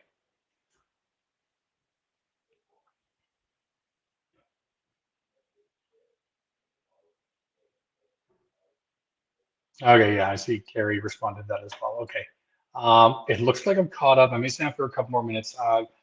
There was this. I did, people say stuff, okay? And I got a call from the RCMP today because they saw an article somewhere that said that they did not approve of the search, and he knew this live was happening tonight, and he wanted me to address that. They approved of it. You heard it here first. We had extensive conversations leading up to the actual search day, and it's a unique relationship we have with law enforcement because we don't ask for permission to go search. Family asks for help, and we go search on their behalf. But we don't get off on the wrong foot. We're going into their case that they've been working, and we want to extend something to them, and at least get on the same page for communication style. Sometimes if we find something, they prefer we just call 911. Sometimes they prefer we call their cell phone. Sometimes they prefer we just send a picture to an email and log where it is. In this case, it was call the cell phone. So I was able to do that throughout the day, and they thanked us for what we don't need it, but they thanked us for going there, and they surely, although they can't say yay or nay to it, they certainly didn't put up any walls for us to prevent us from going. All right, so I wanted to say that they've been fantastic to communicate with, and it's a one-way flow of information. They're not sharing information with us that would mess up the investigation. The only information we got was from the search crew that was with permission from the RCMP, the coordinates of the boot print and where the blanket was found. Just helps us organize the search. Sorry, it was a little bit all over the place, guys. I'm sorry you got to go watch 2.5 videos. I don't know why I'm giving you, I was going to give you advice right now to say don't worry about going to watch those first two, but the reality is if you're here right now watching this at a later date, you've already made it through those first two. This is my apology for that. So, okay, any other questions? Don't hesitate to just comment on this and I'll comment back. You can always email us, and we will continue to do the best we can to locate Jack and Lily and Jesse Morrissey and all the cases that we're assisting with. Okay. Thank you, Belinda, for reaching out to us to get the intake started. Thank you to Cheryl and Haley for also reaching out to ask for our assistance on the case for Jack and Lily. All the best to everybody all around, family and friends. We'll continue to do what we do and continue to search for the missing people. Okay. Thank you very much for tuning in. I'm going to end this. It would be crazy if I didn't know how to end it now because I've ended it 4 times already mistakenly. So have a good night, everybody. Thanks again.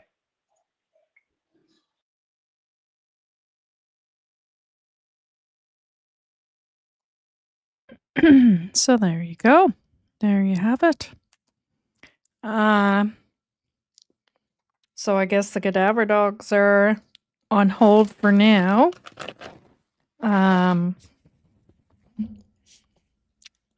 Which I don't know. I don't know why that would be interesting. And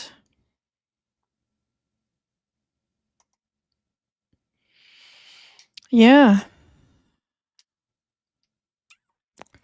Interesting. So what'd you guys think of that?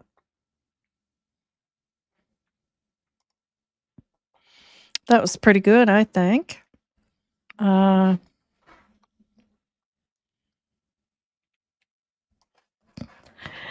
HRD dogs on back burner, or so they say. Exactly. Yeah. Yeah. I was thinking that too, right? That's possible, right? Why bother? Why bother letting anybody know that you're coming out? Just because you're going to get crapped on anyways, you know what I mean? Usually it's a courtesy and you're trying to be kind to people and letting them know things like that. But in this case, it's either way, you're going to be treated badly. So, just the facts, ma'am. Thank you. Thank you so much. So sweet. Thank you. So sweet. Try to get rid of this. There we go. Hi, everyone. I'm still here. I'm still with you. I promise. Thank you so much. I was eating chips, though, so hopefully I don't have any chips on my face. I was snacking. Cats meow. Cats meow.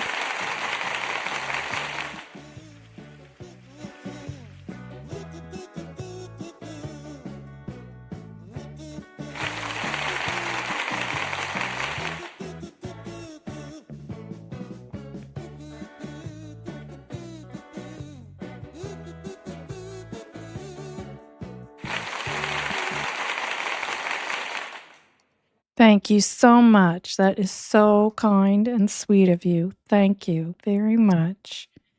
Very much appreciated. Not expected, but very appreciated. Thank you. Oh my. How do I get over to?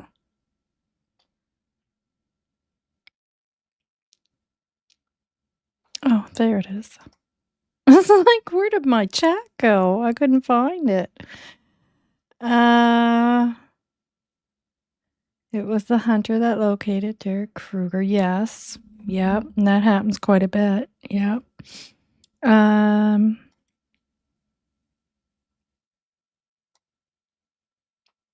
not going to stay on too much longer because that was 3 hours. Although I was up moving around and then back over to the computer and stretching things out. It's past my bedtime. No joke, it really is. HRD dogs on the back burner. Yeah, it was so nice to see he had a map and explained where the teams went. Yes.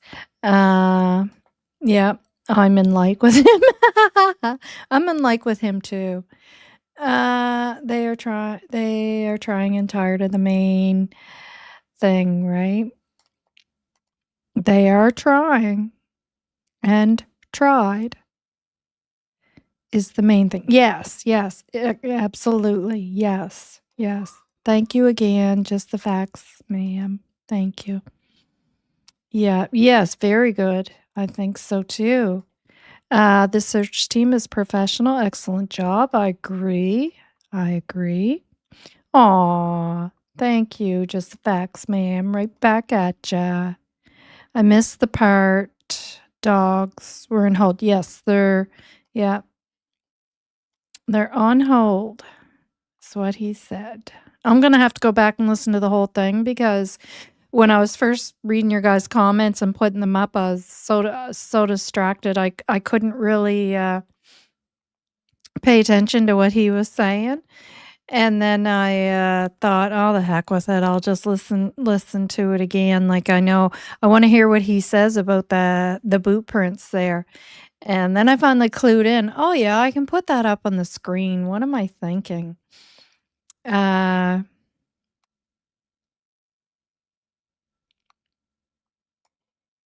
You're welcome. Not everybody has Facebook or does Facebook, so I thought it would be nice to have it on here. Yeah.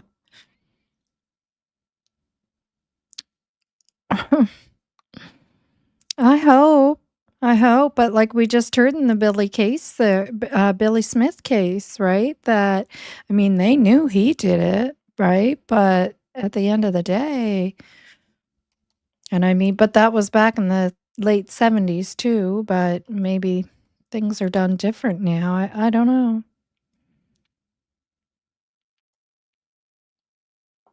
Yes, absolutely. Very sweet. Yeah, it was very interesting. Yeah, I thought he did a wonderful job. Definitely. Hi, Cottager. Thanks for coming back. Definitely, definitely. Hi, Root Strength. Thanks for being here. Be careful. That salt in those chips. Oh, I know.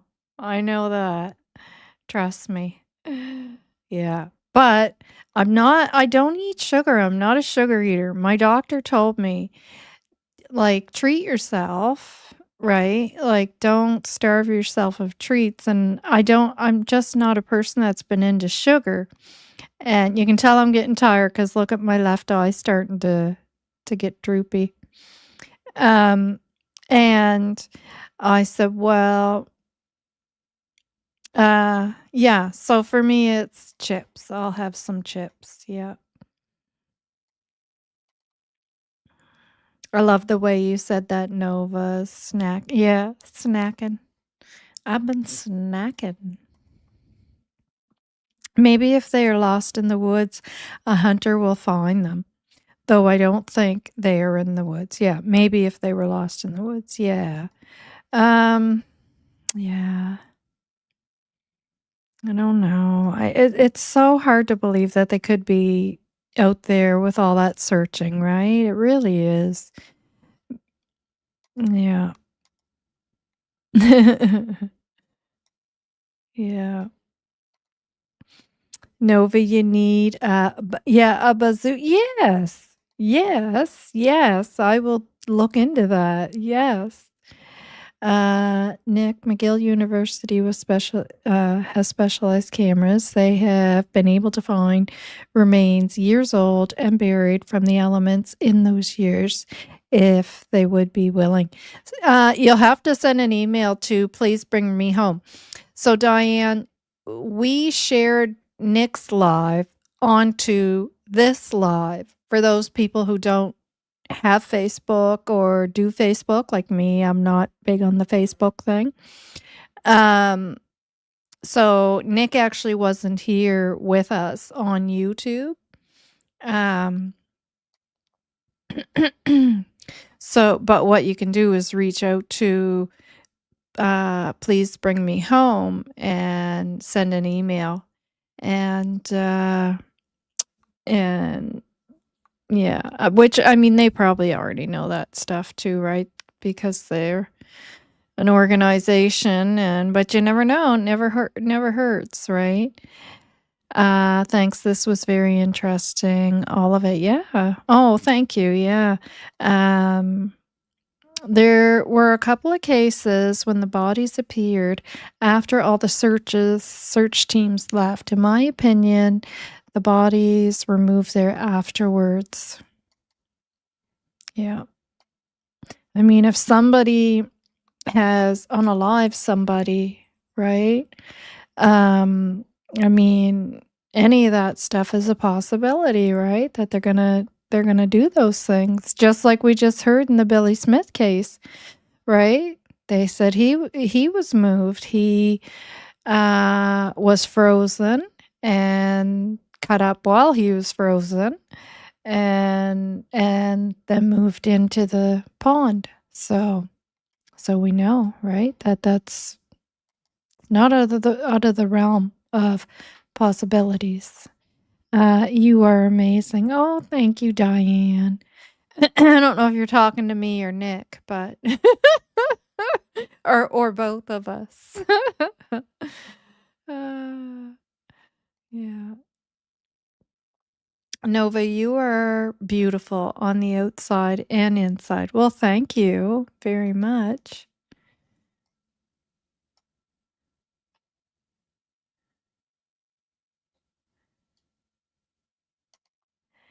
Hello, Squid. Thank you for being here. I'll be on the rewatch crew tonight. Well, don't worry, I will be too, because I cannot retain everything he said, and I was the only part paying attention. Plus, I have to take notes to remember any of it. I'll be on the rewatch crew tonight. Only caught the end there. Driving Halifax to Pictou again tonight. God love you. You must work in the shipyards or something, do you? In the shipyard? My brother used to, that's why I say that. Dude is on point, and for someone who has never done a live like that before, he nailed the important stuff. Yeah, he did good. Took him a little bit to figure out how to get it set up, but that's all a part of it, right? Thank you, Cottager from Pictou County. Oh, thank you. Thank you, thank you, thank you.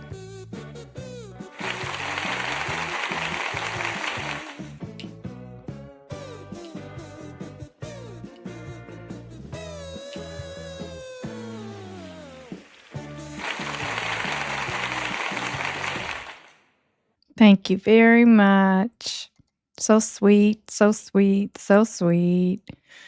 You guys are sweet. Thank you. Where was that there? Oh. Lynn, Novah, and Chad, it's very interesting to see what item or items were forwarded, and if it's any relevance or not. I guess time shall tell. Yeah. Yep, time shall tell for sure. My pleasure. Well, thank you. It's very sweet. My eyes watering now. He did well with the live, as well as all of the work he put into the searches. Yes. Yeah. Yeah. I don't, nobody that can offer any kind of help, no matter what, right? It should all be appreciated for sure. That is so good to hear.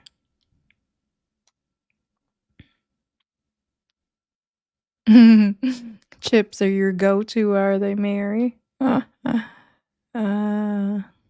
gosh, I've had that. I had that before I was on my before my blood pressure and stuff was all sorted out. I still get it once in a while, actually, and then I'll go check my blood pressure because I'll think, oh my God, is my blood pressure down way low? And, but it's not, but I still get it sometimes.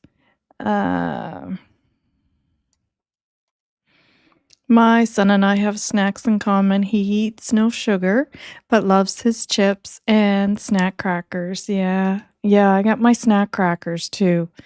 Are they the stackables, or they're like the crackers you would get in the cheese and crackers or the peanut butter and crackers years ago. I don't know if they make them like that anymore, but yeah, and my grandson loves them too. Sky Painter, hi, thanks for being here. Diane, that technology sounds amazing. Could really wrap up a lot of disappearances in Canada. Yeah, well, I mean, you think they'd be using, there are things out there. You just gotta wonder if they're not being put to use or what. Or we're just not told about it. Everything's a secret in Canada, right? And Canada doesn't like to brag about nothing. So there could be technology out there that they do use, that RCMP will use, or the Army has, that'll come in and assist, but we're not privy to it because everything's a secret, right? Which I understand in a certain sense. Yeah. Yeah. Oh, yes, I love fries too. I love fries, yeah. Thank you, Diane. Thank you.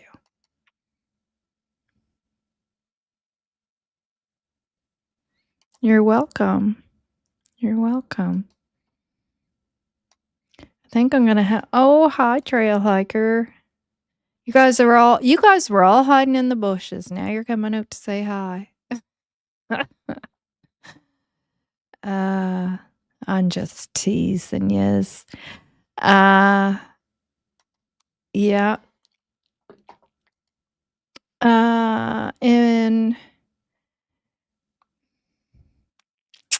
In Billy's case, I wish with new DNA they could recharge Charlie based on Billy's DNA match. I know.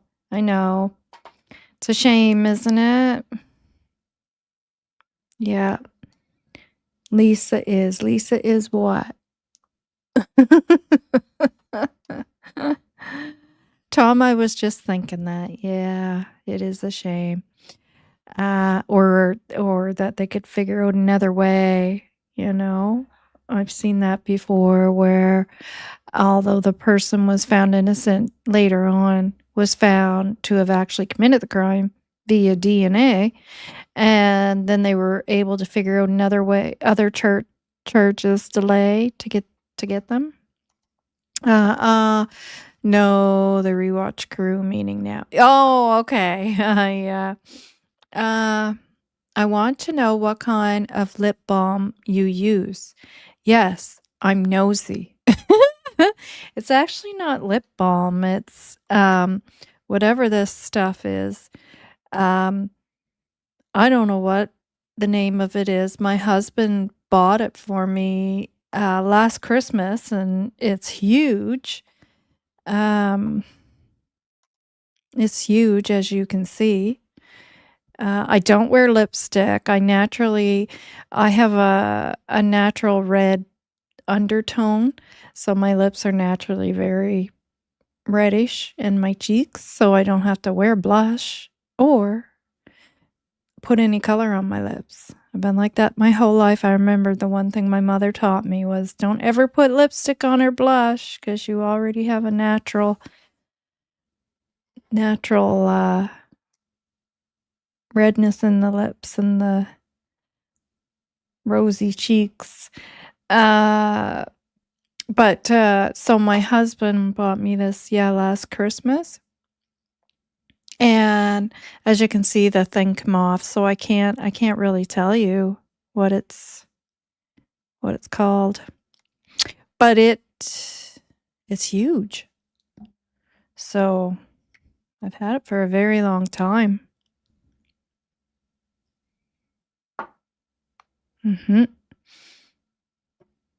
And it's just for like to make moisten your lips, moisturize your lips, right? So that you don't get.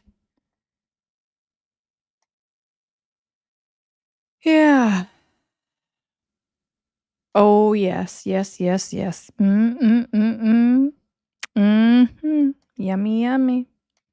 I don't do the apple cider vinegar thing now, but yeah.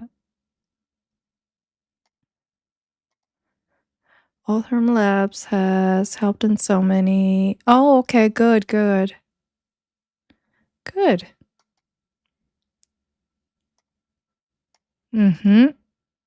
Yeah. Justice for Lily and Jack. Well, guys, I am going to have to say goodbye. It's almost been 4 hours, and I know part of that was watching, we thought that Nick was coming on at 7, East Atlantic time, I thought, but it wasn't Atlantic. And then we get into the Billy video, which we didn't finish. There's a little tiny bit of that left. But you guys know it's on YouTube. So you just look up Billy Smith, Code of Silence, if you want to finish that, because the next part, it's going to get into the part about the girlfriend and how the RCMP had put her in hiding to try to protect her. And that's kind of the part that I wanted you to hear that as well, right? All of it just kind of gives you an indication, right, of certain things. So if you're interested in hearing the rest of that, look it up. It's excellent story. So lots of love to you all, lots of positive vibes. Take care, and I will see you guys maybe tomorrow, if not the next day.